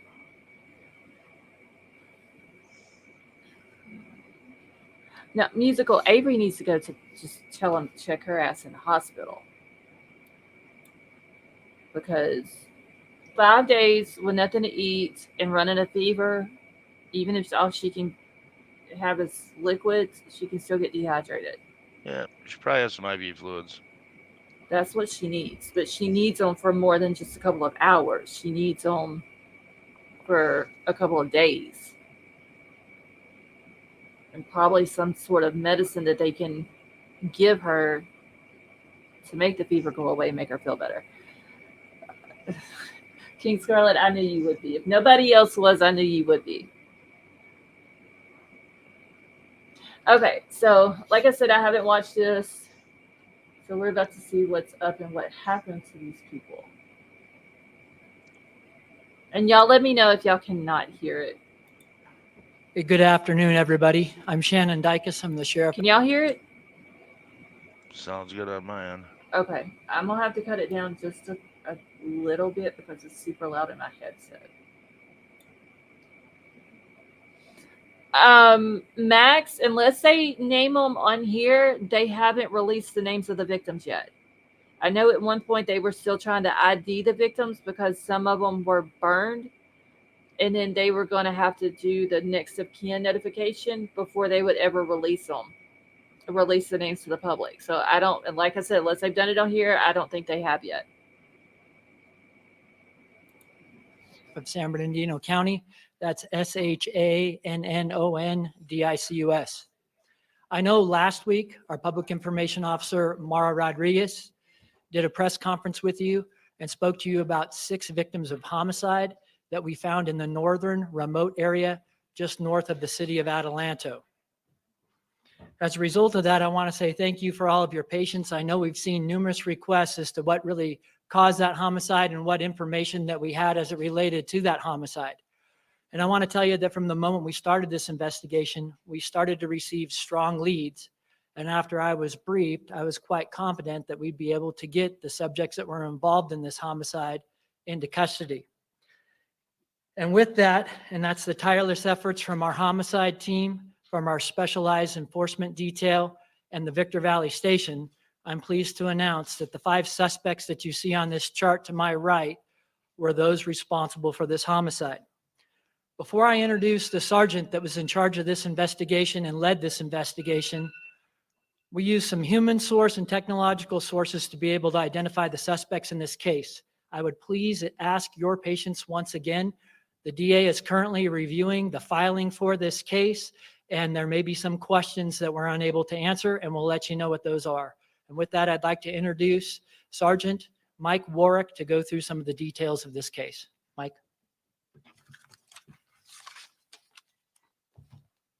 All right. Good afternoon. My name is Sergeant Michael Warwick. That's Michaelwarrick.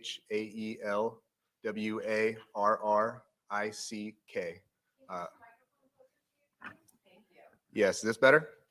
All right. I'm a sergeant with the Specialized Investigation Division, Homicide Detail. Our Specialized Investigation Division has been working on this around the clock to bring these people to justice and justice for our victims.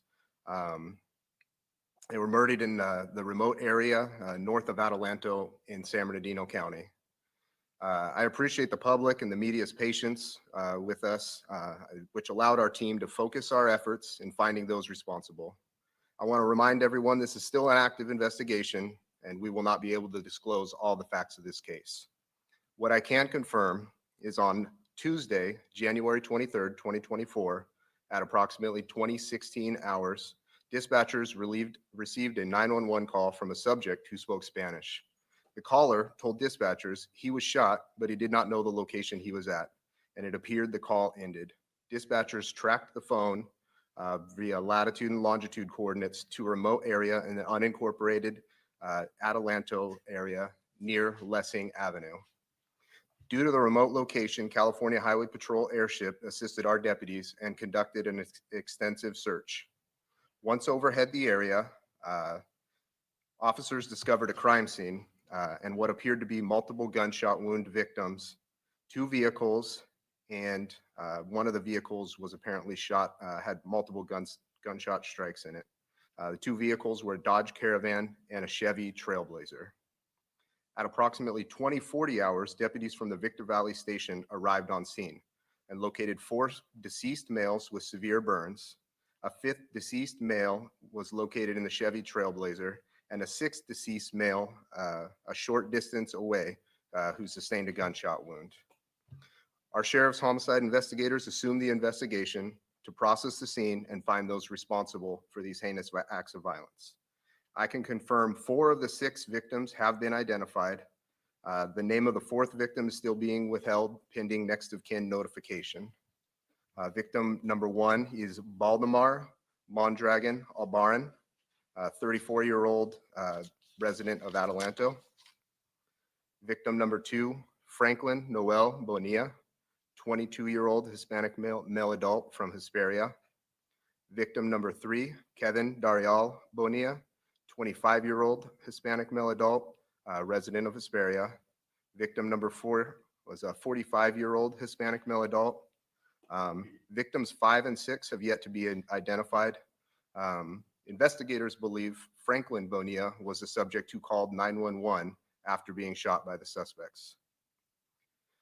To give you a timeline, it took us about a day and a half to process the extensive crime scene with 6 deceased victims, multiple vehicles, and to collect the evidence.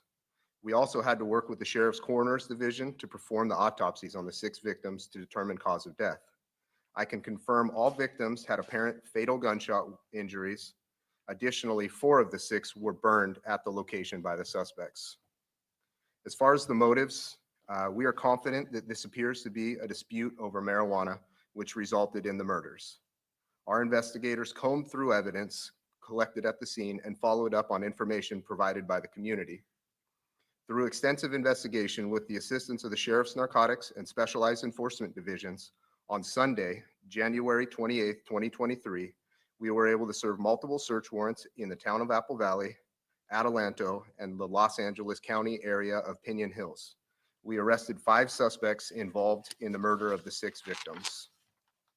The suspects are identified as Toniel Baez Duarte, age 34, resident of Apple Valley; Mateo Baez Duarte, age 24, resident of Apple Valley; Jose Nicolas Hernandez Sarabia, age 33, resident of Adelanto; Jose Gregorio Hernandez Sarabia, age 34, resident of Adelanto; Jose Manuel Burgos Para, age 26, resident of Adelanto. Our detectives recovered evidence, including 8 firearms. Our Scientific Investigations Division will forensically process the evidence and determine if any of those firearms were the firearms used in our murders. We are still conducting follow-up investigation, but we are confident we have arrested all the suspects in this case. They are currently in custody with no bail, pending a review of the case from the San Bernardino County District Attorney's Office. I'm proud of the work. My team did. They spent sleepless hours bringing justice to the victim and their families. I can now take some questions. Yeah, I have 2 questions. Emily Valdez, Canada. The first question is this cartel or gang related? And the second one relates to, I know there's a lot of illegal marijuana grows. When you say it's over marijuana, was this like a major marijuana production? Or did somebody steal? Like, can you elaborate on that a little? To the first question, obviously it's an open investigation. There's a lot going on. There's certain things at the scene that show a level of violence that obviously raises some interesting questions for us. But at this point in the investigation, we can't comment on if we believe this is cartel related or not. And to the second question, Elaborate a little more on the marijuana. Was it from an illegal grow? Was marijuana illegal in the state of California? Emily, I'll grab that one. Yeah. So I'm going to kind of give you a little bit of backup and talk a little bit about the region and what we've experienced out there in that region. So, and one thing that hasn't been mentioned yet, we need to remember that even looks like maybe the victims might have been involved in some level of criminal activity in this. We still need to always acknowledge the human perspective of this, and there are true victims in this. And as a result of what's going on in that area, to answer your question, in the last year, our marijuana enforcement teams, they served a total of 411 search warrant for illegal marijuana grows. And we're just talking a 365-day period. Discovered 14 honey oil labs, recovered 655,000 marijuana plants, 74,000 pounds of processed marijuana, and $370 million. During that period of time, our team served 11 search warrants in the immediate area where the murders took place. And they served approximately 40 search warrants to the west of that area that we call the Shadow Mountain area. So this is an area known for illicit marijuana. Does that help you a little bit? Okay. Any other questions? Yes. Yes, absolutely. And this was related to an illicit marijuana grow? For all intents and purposes, it looks like illicit marijuana was the driving force behind these murders. And that's all we really know at this point. And I think we need to acknowledge really, why we're here and why are we talking about illicit marijuana. And as you said, this is legal in the state of California. The reality is Proposition 64 in the fine print took illicit marijuana and moved it from a felony to a misdemeanor. And the reality of this is by allowing that, we've unleashed a plague in this California. And the plague is the black market of marijuana and certainly cartel activity and a number of victims that are out there. And it's certainly my hope. I'm seeing a number of legislators change Prop 47 and some things we're concerned about. I hope they take the same view of Prop 64 and change this so they give law enforcement a fighting chance to put some teeth into this law and to take back and prevent a number of these homicides and other things that we see occurring. If we don't fix that, we're going to continue to do this. I gave you stats for just the past year, but prior to that, thousands of marijuana grows that we've taken out in partnership with the Bureau of Cannabis Control, with partnership with our other state partners and federal partners. But right now, folks, we have gotten a much better control over this. But it's interesting. I just read an article that was produced back in 2020 in Cal Matters, and what the supporters were saying about Prop 64 And it said it would bring the state's booming unregulated recreational marijuana under the rule of law and protect consumers and the environment. And its recognition of decades of prohibition against aggressive enforcement in criminal laws that don't work. That's false, 100%. Our environment, we prize our environment in this state. You go look at our deserts, it's hoop house trash that's left over. A very small water source that's available to the public has been tapped into. Look at this law through the lens of this case and all the statistics that I gave you, and then please research the other counties across the state of California. They have the exact same problems. We need to prevent these types of senseless murders from happening, and we can do it, and we have it in our power. We just need to make an adjustment. The police are not going after people who are smoking marijuana recreationally. It's illicit marijuana, and everything that Prop 64 was promised may possibly occur if we could just simply make that adjustment and change the way that we handle illicit marijuana in this state. Rob?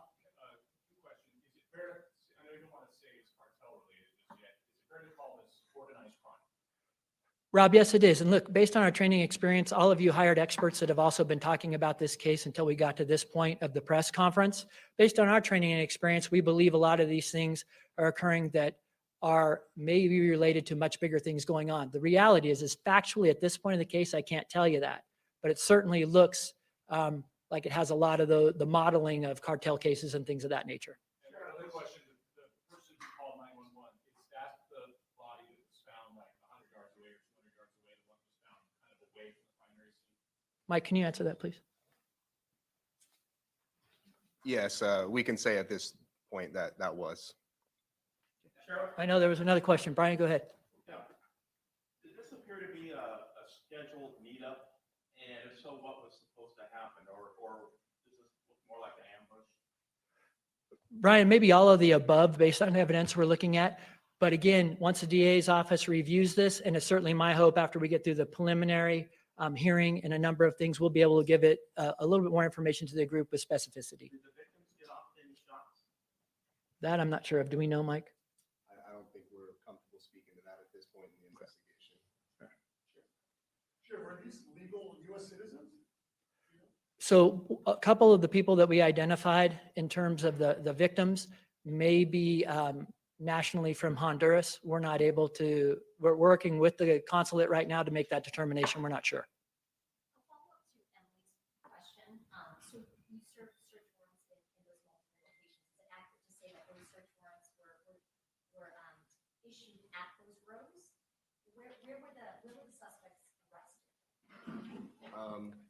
The suspects were arrested on, I would describe it as a compound. It was close to a grow that was being formed but wasn't active yet. A lot of the areas that we were dealing with were adjacent to marijuana grows, but the search warrants themselves, none of them were hit at a grow site. Can you say if any of those suspects had prior criminal activity or anything on the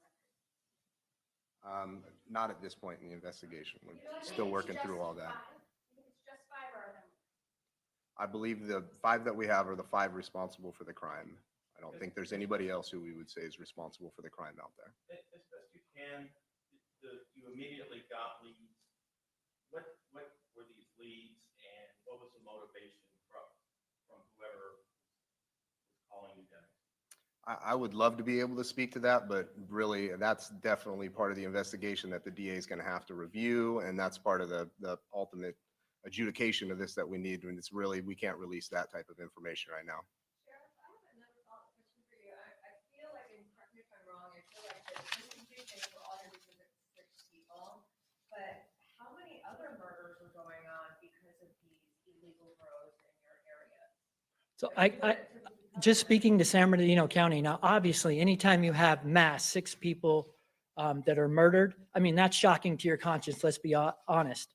But I can tell you that since we've been investigating illegal marijuana grows, a number of body dumps and things have been related to this across our county. And to give you an exact number, I'm sorry, I don't have that, but it isn't an anomaly. The anomaly here is the amount of people that were murdered, of course. And this is a problem. And this is a problem that's not really being talked about. Could you say, give me, like, maybe murders have doubled or up by 30%? Do you know how many more cases? I don't know, maybe the homicide guy can answer that. how many more cases you guys are having? I don't even know if we'd be able to give you a percentage of that. I can just tell you that there have been a number of illegal, illicit marijuana grows that have been found as a result of recovering a dead body in this county. To include those cases when I talk about all the thousands of grows that we've taken down in the last 2 years. It's certainly a significant problem. It's one that we've wrapped our heads around.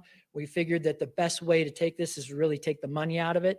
So you're talking about getting code enforcement involved, attacking, the property aspects of this, who's in care and control of the property, and trying to take some of the profits out of this to really get control of it. And we've taken thousands of grows down to hundreds in this county. And it's certainly been a significant amount of impact on us as law enforcement and a significant impact on the taxpayers. Folks, listen, thank you very much. I'm going to go ahead and conclude the press conference. We appreciate all of your attention to this. I appreciate your coverage of this. And I apologize about, Brian, about some of the lack of information we're just not able to put out right now. But I can guarantee you we got the 5 right people, and we're going to make sure this is a strong case and work very closely with the DA to bring him to justice. Thank you for your time. Okay. All right. I like that officer.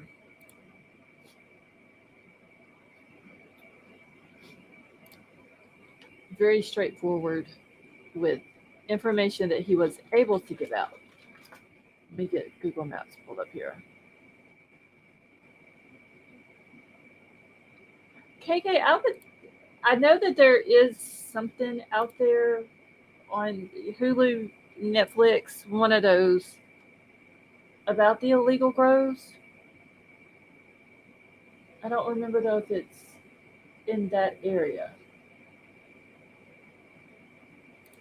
Let me find where I need to go. The area where they were at.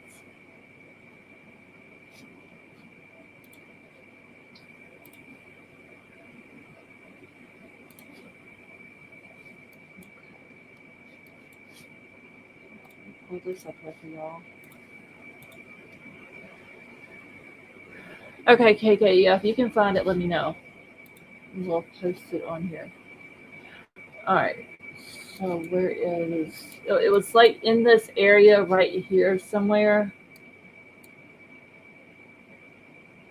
Princess Megan, how are you? Avery, I wrote down all the victims' ages. So the 4 that they had said that they have already identified, there was victim 1 was 34, victim 2 was 22, victim 3 was 25, and victim 4 was 45. Victim 5 and 6, they haven't identified them yet. But I did write their ages down and the suspects' ages.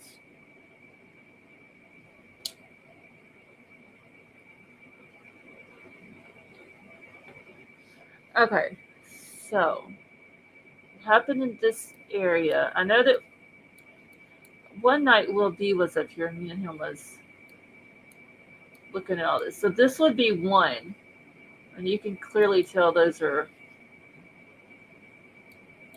the houses there. Okay, Lieberman, I'll check it real quick. Hold on just a second, y'all.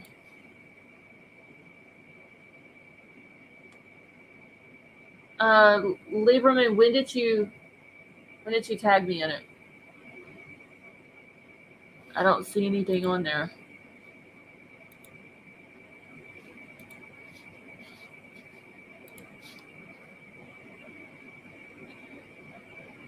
See, hopefully the other 2 aren't children. I hope not, Avery.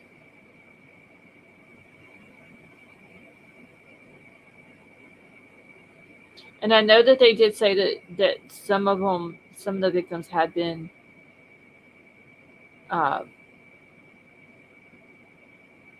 burned, and that could be what's holding it up, on the identification. But on the suspects, 2 of them were in their 20s, and the other 3 were in their 30s. And he did say, though, that it did look like the victims had been also involved in some illegal activities, but at the same time, that was no reason for them to be murdered. Okay, thank you, Jen.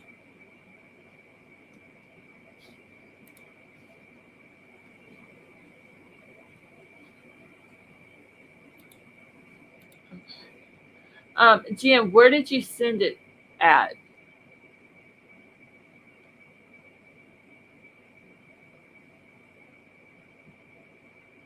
So the sheriff said lowering the penalties on pot from a felony to a misdemeanor made this issue worse. Like Prop 47 lets you shoplift $999 with no jail. Sad situation, Max.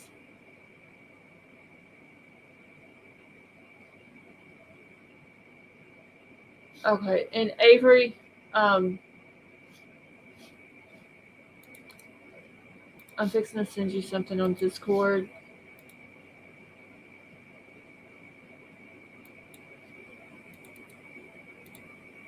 That has all of the victims' names and their ages on there.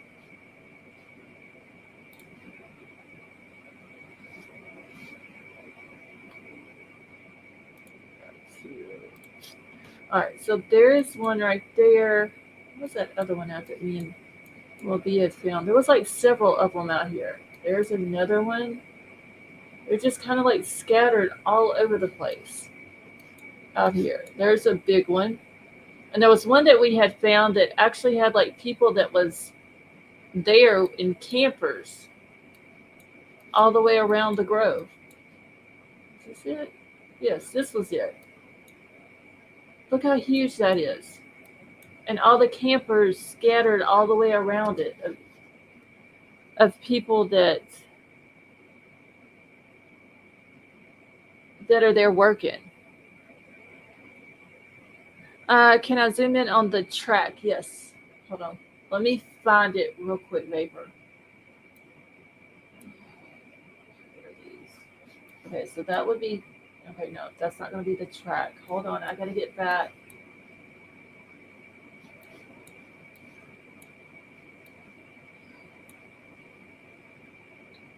There was like two areas up here that looked like that were tracks or something.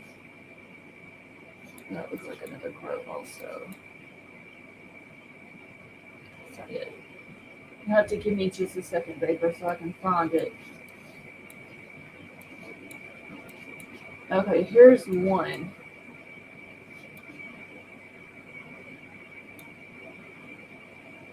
Is that what you're talking about, Vapor?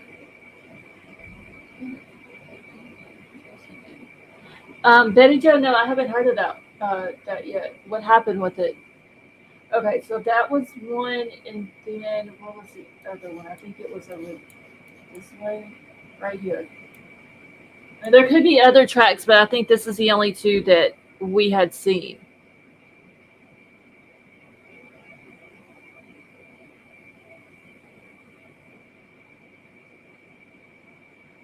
Okay, it was the first grow area.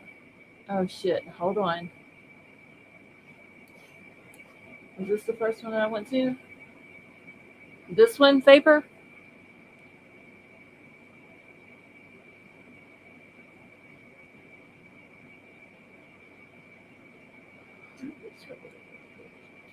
What is the point of? Well, I guess there's the point of it is the money that's in it, but damn, it's illegal out there.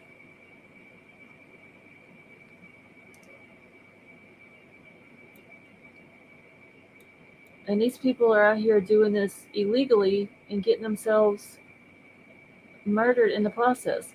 I don't think this is a track. I think this is an area that they cleared off that they were going to put more houses on to grow. Because it looks smooth, just like all these other little areas that they have all the houses at. Hey, NorCal Jim, how are you?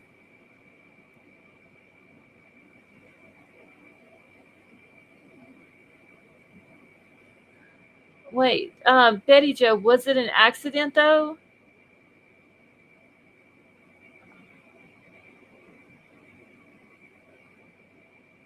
I haven't seen that mentioned anywhere.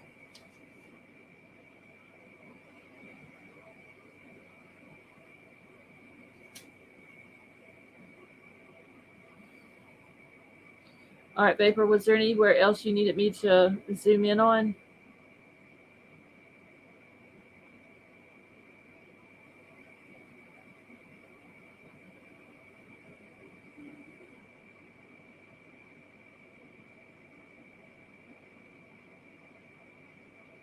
Yeah, there's nothing else out there.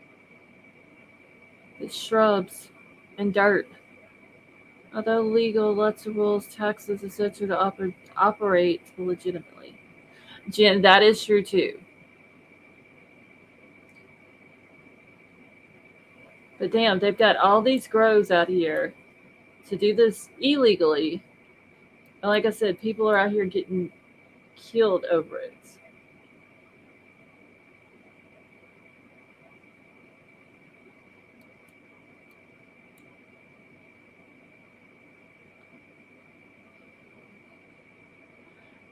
NorCal, that is a good question. He says, how would they get the water needed for that operation delivered? They would have to probably bring it in containers. Okay, what I'm getting at is this area is the West Coast hub for all the motocross teams, and those tracks I see are pro tracks. They will not be growing weed. Okay, hold on. This one here, I don't think, those are not grow houses at this track. These are just buildings. So I don't think this one would have anything to do with any of the illegal activity going on. And then that other one that was, where did I see it? Oh shit! Now, yeah, this one looks like a track too. But none of these are like next to any of these groves. This one that's over here is like way back away from them. I can't tell what that is. That looks just like a house. I don't think there's anything to that. And then this other one that I found, I'm about to try to find it again now. Up here, it's not close to anything either. So I don't think the tracks themselves have anything to do with the grows that's going on up there. Let's see, also they have water trucks for the tracks. Yeah, I mean, they would have to bring water in for all the illegal grows that's going on. That would be the only way they could get it there. And store it in containers and all that. Okay, that one is an outdoor motocross track. The others are supercross. Okay, I have no idea. I just know they look like tracks. That's the only thing I can tell. And I'm sure there's probably other ones scattered out through here. But that's just like the main ones that I've noticed. And I only noticed those the other night when Will B was up here and we were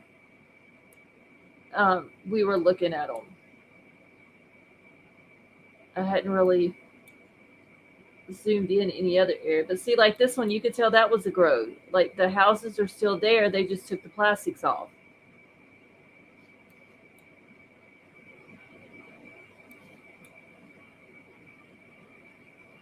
That looks like chicken pens. That looks like no damn grow there. And then that big, huge one that was down here that I found. Now I got to go back and try to find the dang thing.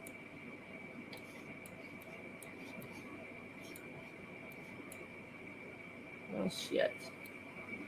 Anyway, so the big one that I just showed y'all, though. I don't know where it's at now.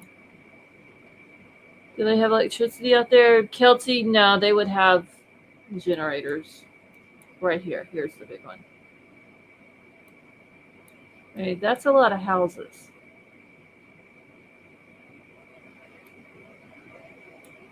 That's a lot of houses, which would require a lot of water and a lot of generator use.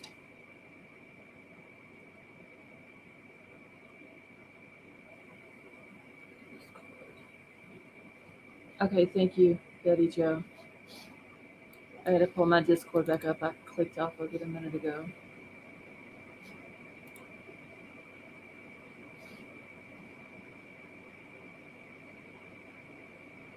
So 2 days after, the car is still in the ocean. Holy shit.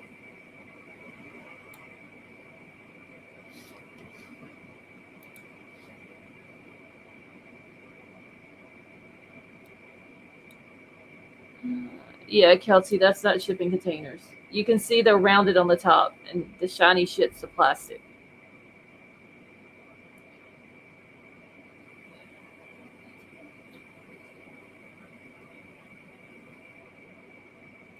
And Michelle, you know that does make sense, the hydroponics way of doing it. A lot of people grow gardens like that.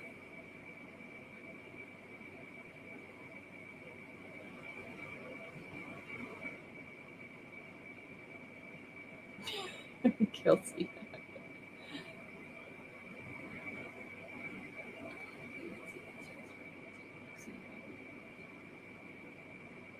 They're growing tomatoes for KK. That'd be a shit ton of tomatoes. I don't know. They just have to have a lot of damn generators in there, or some type of, I would say solar, but I think we would be able to see the solar panels if they had them up there.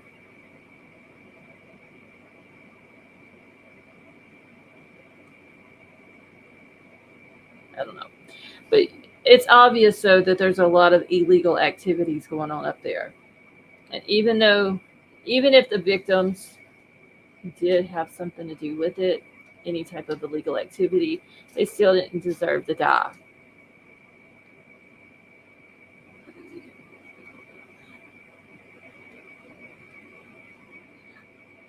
Kelsey, I wouldn't stay out there.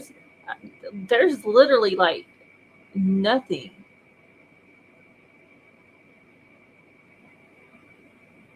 Like you would be walking for days just to get somewhere.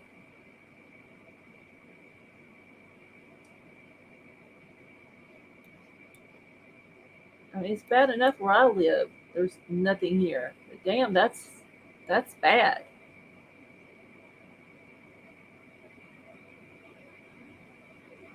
I bet you it's hot as hell out there too. Is anybody in here from this area? See, that's solar panels, ain't it?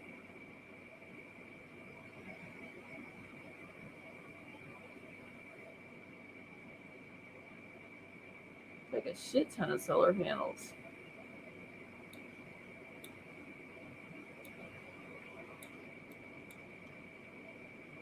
No, that's all plains.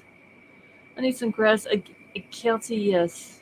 Like dirt is fine, but need some grass. Couldn't imagine living. Like I know some people, they're good with it. You know, it wouldn't bother them living out there, but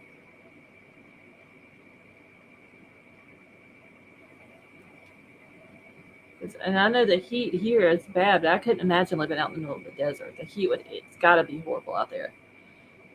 Okay, so I posted the video of the car driving off the pier in Virginia Beach on Discord. Okay, thank you, Betty Jo.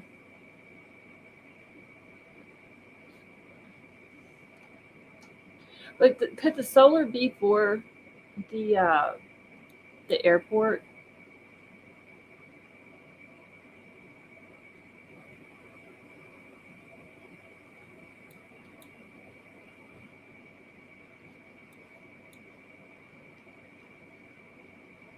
Because it looks like they have a lot of solar fields there. All these little black areas that they have there.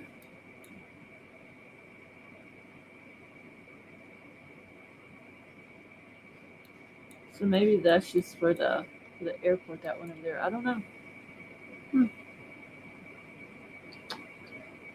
I don't know. But it's obvious there is illegal activity going on around there. So the solar, okay. So yes, the solar is for the local airport, close by communities. You cannot hide that before I grow up. Thank you, NorCal. All right, Betty Jo, let me pull this up real quick.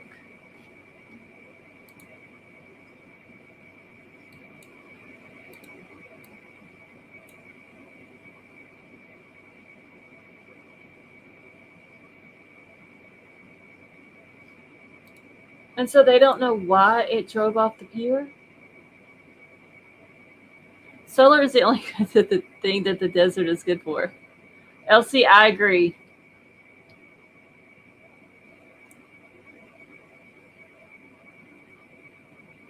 KK, where are they going to be used for?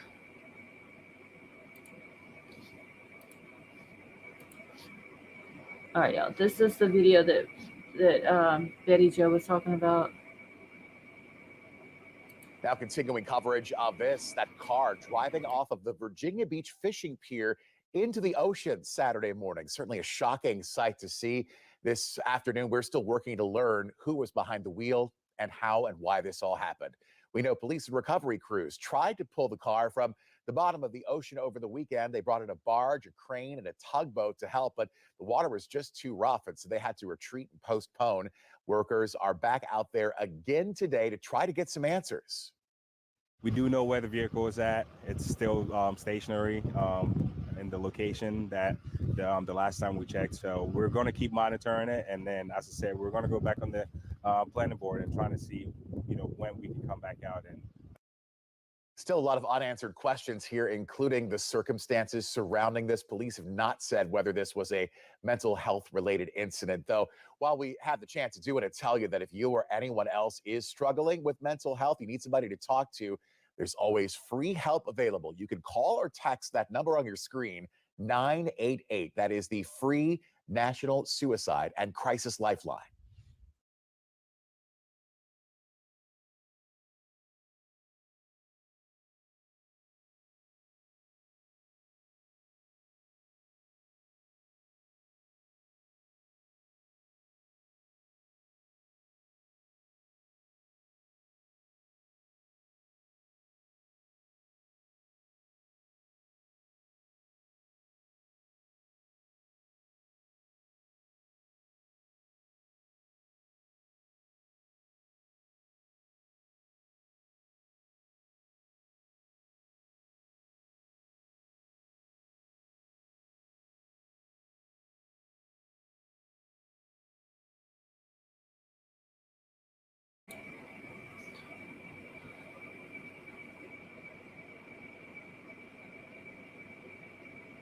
Yeah, I was muted.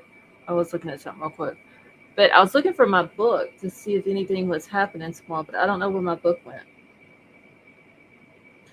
But anyway, Michelle, we don't in Louisiana, we don't have anything like that. We don't have wind farms and all that good shit.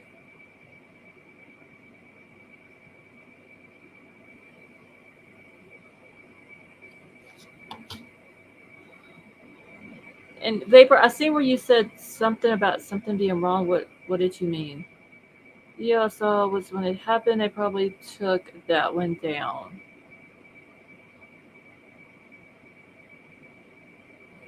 Oh, so much to do in the desert. But damn. How do you stand the heat out there in the desert?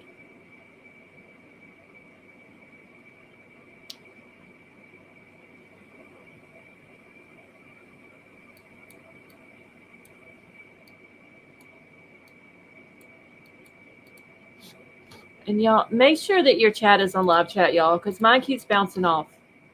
So we have the wind things out here. Out in the Gulf, solar farms are popping up. I see y'all are getting them down there, though. KK, we ain't got shit up here.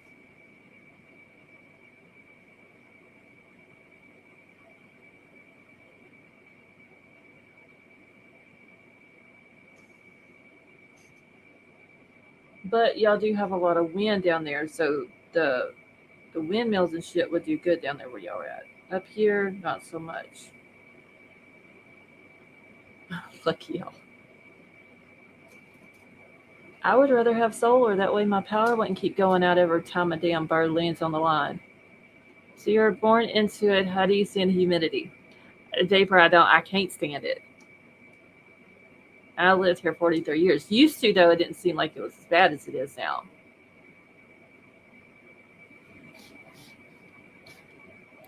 I hate the humidity.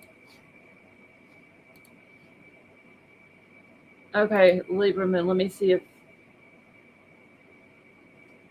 Oh yeah, it's.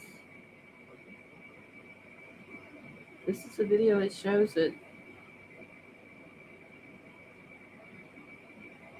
That is crazy. Hold on. I need to mute it.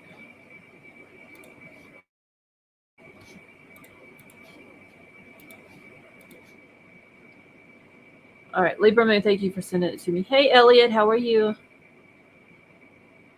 See, I went and last a day in Louisiana. Just so you know this. Key Scarlet, our weather here is crazy. Like last week, it was it was below freezing for an entire week. Never got above 32. Freezing rain, all that good shit. Now we're in the 70s during the day.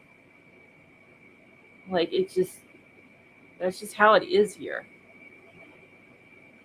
But the humidity is horrible.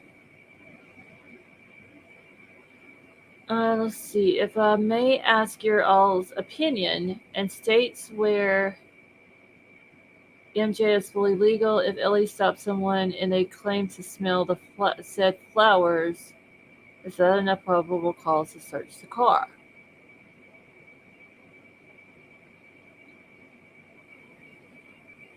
Okay, so in states where it's fully legal, Avery, is that true? You can't smoke it in your vehicle even if it's fully legal in the state? I will take the 120-degree with 10% humidity rather than 85. Well, isn't the desert out there is more of a dry heat, right?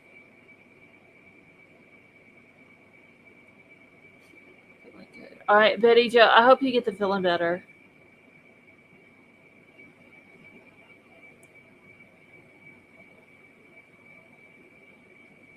Hey, Ashes, how are you?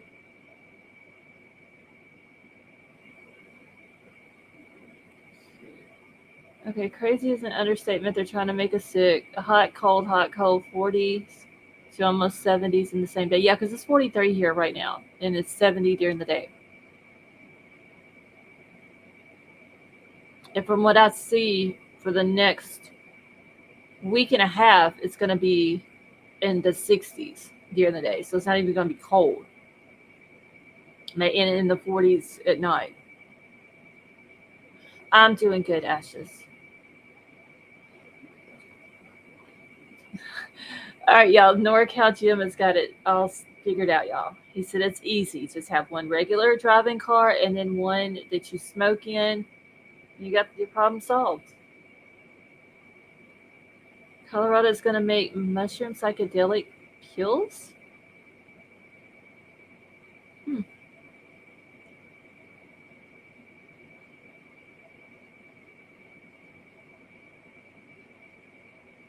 That's interesting.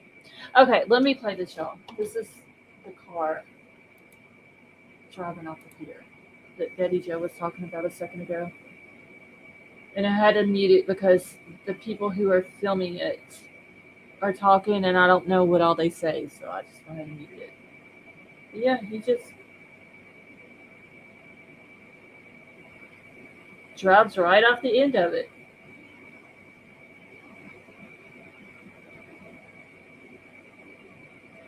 That is crazy.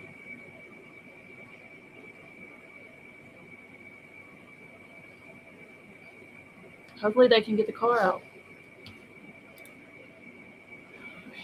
That's the one you saw, Dreamcatcher. Okay.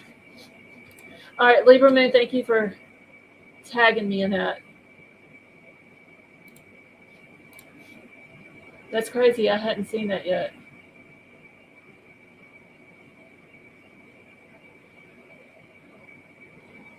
Hold on, y'all.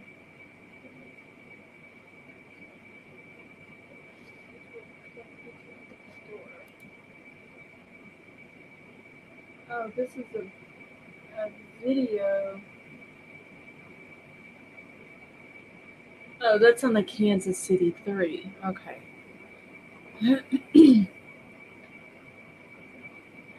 Let's see, was that on purpose? Looks like a NorCal Gym. It looked like they were going pretty fast on it, and then once they got close to the end, they just kind of like slowed down really slow and just kind of fell off the end of it. I don't know if they didn't realize that the end of it was right there or what.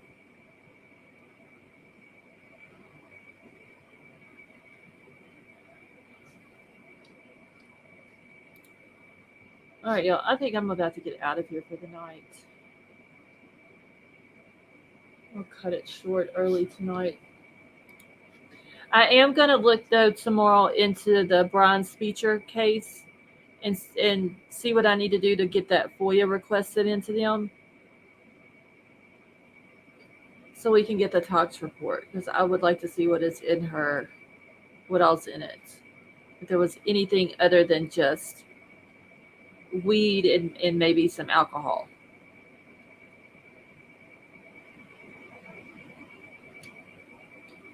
Let's see, definitely on purpose, even in that emergency with foot on pedal. Why not slow down before going over? Yeah, you can see the brake lights and all that come on. I don't know. Maybe it was a purpose thing. Who knows? Do you know how loud it would have been in the car driving down all that? It would have been super loud, NorCal. Probably bumpy as hell, too.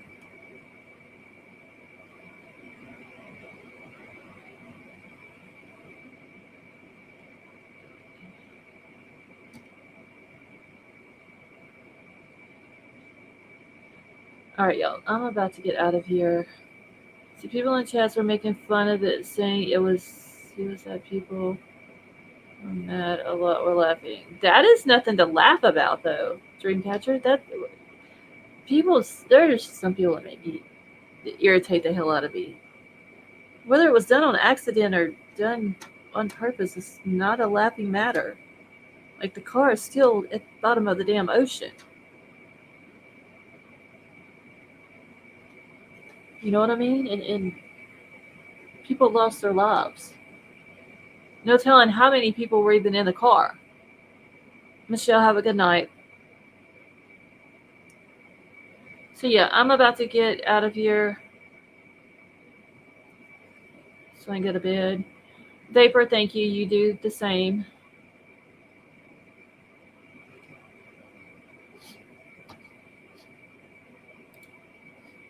And I did look before I went live. There was nothing new on Brian Kohlberger. There was no new documents, nothing like that had came out today. So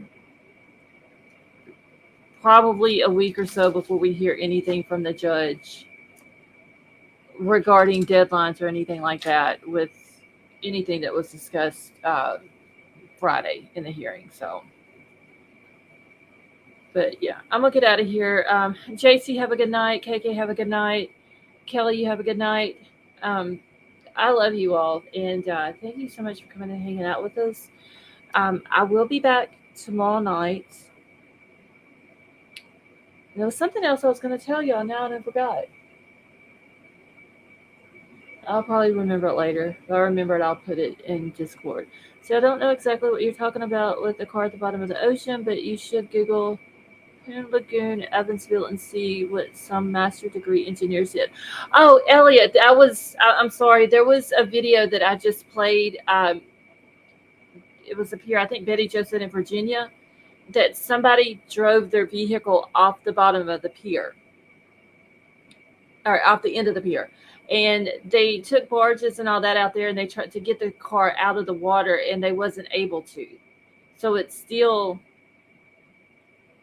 at the bottom of the ocean until the water calms a little bit, enough that they can get down in there and get it out. Let's see. See, you were going to say how great the mods are. King Scarlet, that is true. The mods in here, y'all, that I have are awesome. But there was something else I was going to tell y'all. And I don't remember what it was. And I didn't write it down on a sticky note either. Now, y'all know next Tuesday, I think it's not tomorrow, a week from tomorrow, will be Adam Montgomery's trial. Let's see. Have you thought about starting a bit? Yes, I have. Because the 10:50 stuff, like I like going live late at night, but it's like I'm not getting a whole lot of sleep. Once Adam Montgomery's trial starts, I will be live most of the day. Uh, may go live for an hour or two at night when that's going on, but for the most part, it'll be all daytime streaming. And I thought about even trying to do some stuff during the day whenever I don't have anything else to do. So yeah, I have actually thought about going live earlier. So I may go back to my original time of maybe 10 or 10:30 and seeing how that works out. So okay, so go search Google images for Poon Lagoon, Evansville, anyway, to see the true engineering marvel that they pulled off right here in the Ohio River. Okay, Elliot, thank you. I'll go look it up. Okay, so wait, Justice for Baby Deer, is that what that's your name is? Okay, so Ella is from your town? Hey Christine, how are you?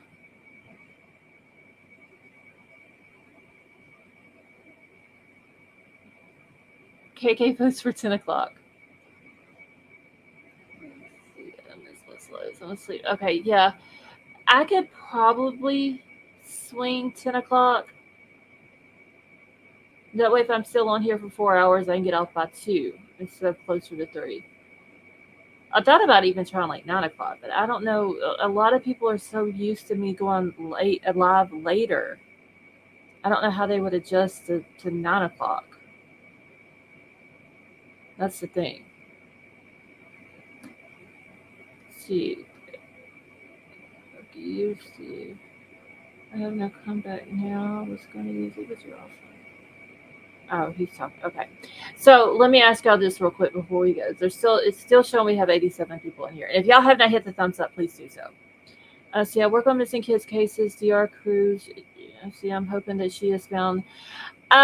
Yes, Justice. I put her information out there. I am going to share. I shared her flyer on here. I'm going to post it on my community post. I am praying for her mama and her family, and praying that she's found safe and she's brought back home to her family. And I feel so bad for her mama. And just reading the letter that was left for her, it's heartbreaking. So I am praying for all of them and praying that Ella is found safe. Hey, Tonka. Okay, so KK says 9 o'clock. I'd be there. I just seen somebody. K-Bird votes for 10. Somebody just said something about 6 a.m. They got jokes. Who was that? Vapor, you got jokes. My 6 a.m. or your 6 a.m.? Either way, that'd still be too early. Can we do a poll? Yes. Let me do a poll real quick while everybody's still in here. Start a poll.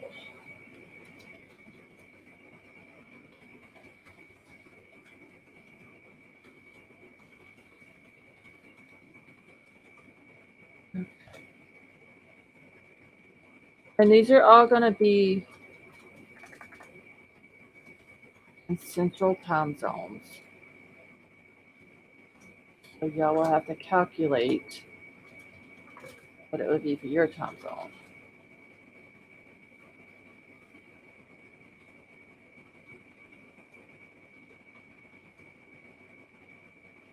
All right, y'all go hit the poll real quick.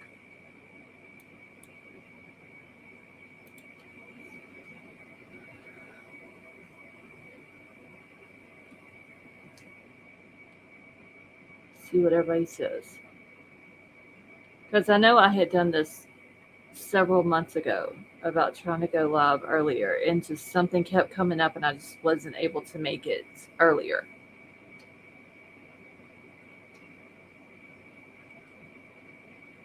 And I threw that last one in there just to be funny.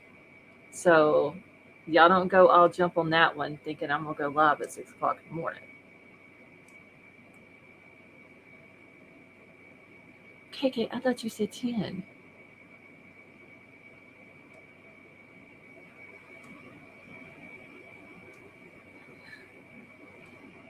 So it looks like 10. So 10 my time, Tonka, is what, 7 your time? So it's still like early where you're at.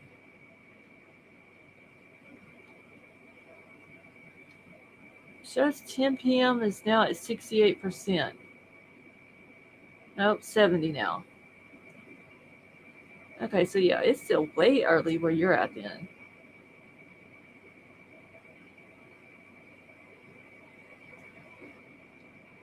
Which if I can get used to going back live at 10 o'clock, that way I can get in the bed earlier, which would result in me waking up earlier. And then it would just all work out. Because once that trial starts on the 6th, I've got to get up early anyway. Let's see, 9 my time. Yeah, Libra, because you're an hour behind me. The later, the better for us in Pacific Standard Time. So, Jen, you're 2 hours behind me. So if I started at 10, that would only be 8 o'clock your time. Asha says 10 is perfect. See, the dudes from the cartel look like they'll get to prison and take over. Wouldn't surprise me, Christine. I'm pretty sure they already have associates in there. Okay, so Mondays and Wednesdays, this is King Scarlet saying, y'all. Mondays and Wednesdays, 7 p.m. her time, which will be 9 o'clock my time. Thursdays and Fridays late, weekend late. That's a lot that I would have to keep up with, King Scarlet. Justice, you are very welcome, and thank you so much for coming and dropping by. It was very nice to meet you too. Christine, the Adam Montgomery trial, it's, he's accused of assaulting and murdering his then 5-year-old little girl, Harmony Montgomery. So his trial starts on February the 6th. So yeah, Betty Jo, so if I start at 10 o'clock my time, it would only be 11 o'clock your time. In reality, it would be 15 minutes earlier than what I've been doing. Yeah, that's way too much, King Scarlet. I would have to have an actual schedule put up on my wall to keep up with that. 6:30 what? If it's got an AM behind it, it ain't going to work unless it's a trial day.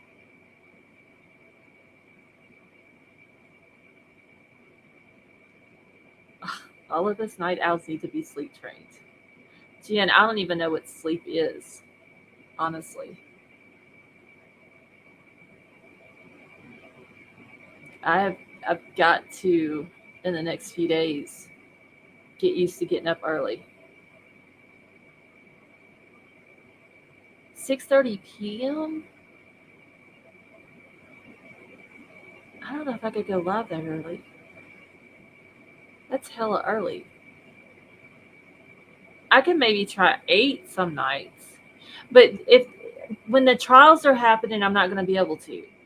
Especially like with Adams, because his is an hour ahead of me. So let's say if it ends at 5 o'clock his time, that's 4 my time, and then that only gives me a couple of hours to get shit for that night if I go live that night. If there ain't no trials going on, I may can go 8 o'clock. I don't know if I could do 6:30. 6:30 your time? So that'd be 8:30 my time.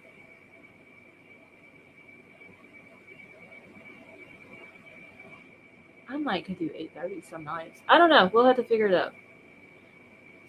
So yeah, that would be 8:30 my time, Vapor. I might could do that some nights.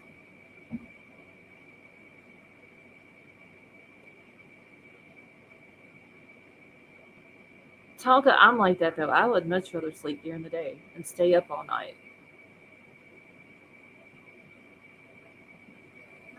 But it would have to be something where I have to stay up all night and actually sleep all day and not have to get up during the day.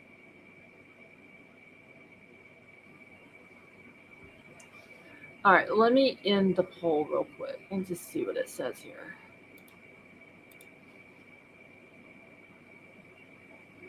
All right, so 65% said 10, 34, 9, and 0, 6 a.m. Thank y'all. All right, so we will try 10 o'clock for now, 10 o'clock Central, and see how that works. King Scarlet meant to put 9.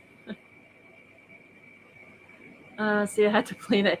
Tonka, I know that's what I told somebody the other day. If I'm going to get up early, I have to plan like 2 days ahead of time. Like, I got to go to sleep this time today so I can get up this time tomorrow in order to go to bed the next night at such and such time to get up early the next day. So 9 o'clock my time, King Scarlet, would be 7 your time. So I would still be going, if I go at 10, it'll still be 8 o'clock your time. It won't be super late where you're at.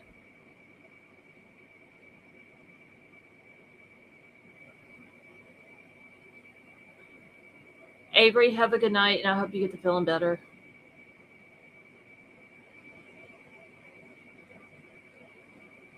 All right, I'm about to get out of here, y'all.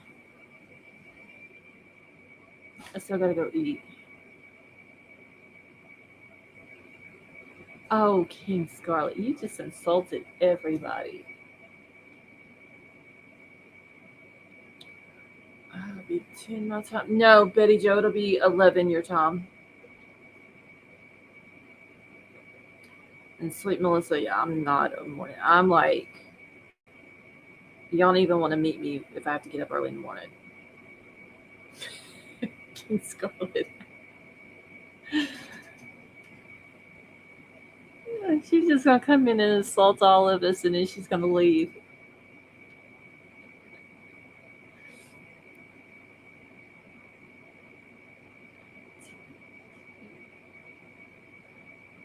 All right, y'all. I'm gonna get out of here. So I will try to go. I'll try to start the live tomorrow night at 10 o'clock. That should work. Tonka, you have a wonderful night. Not if I go at 9. No, Betty Joe, right now I'm going to go for 10 my time. So it'll be 11 your time.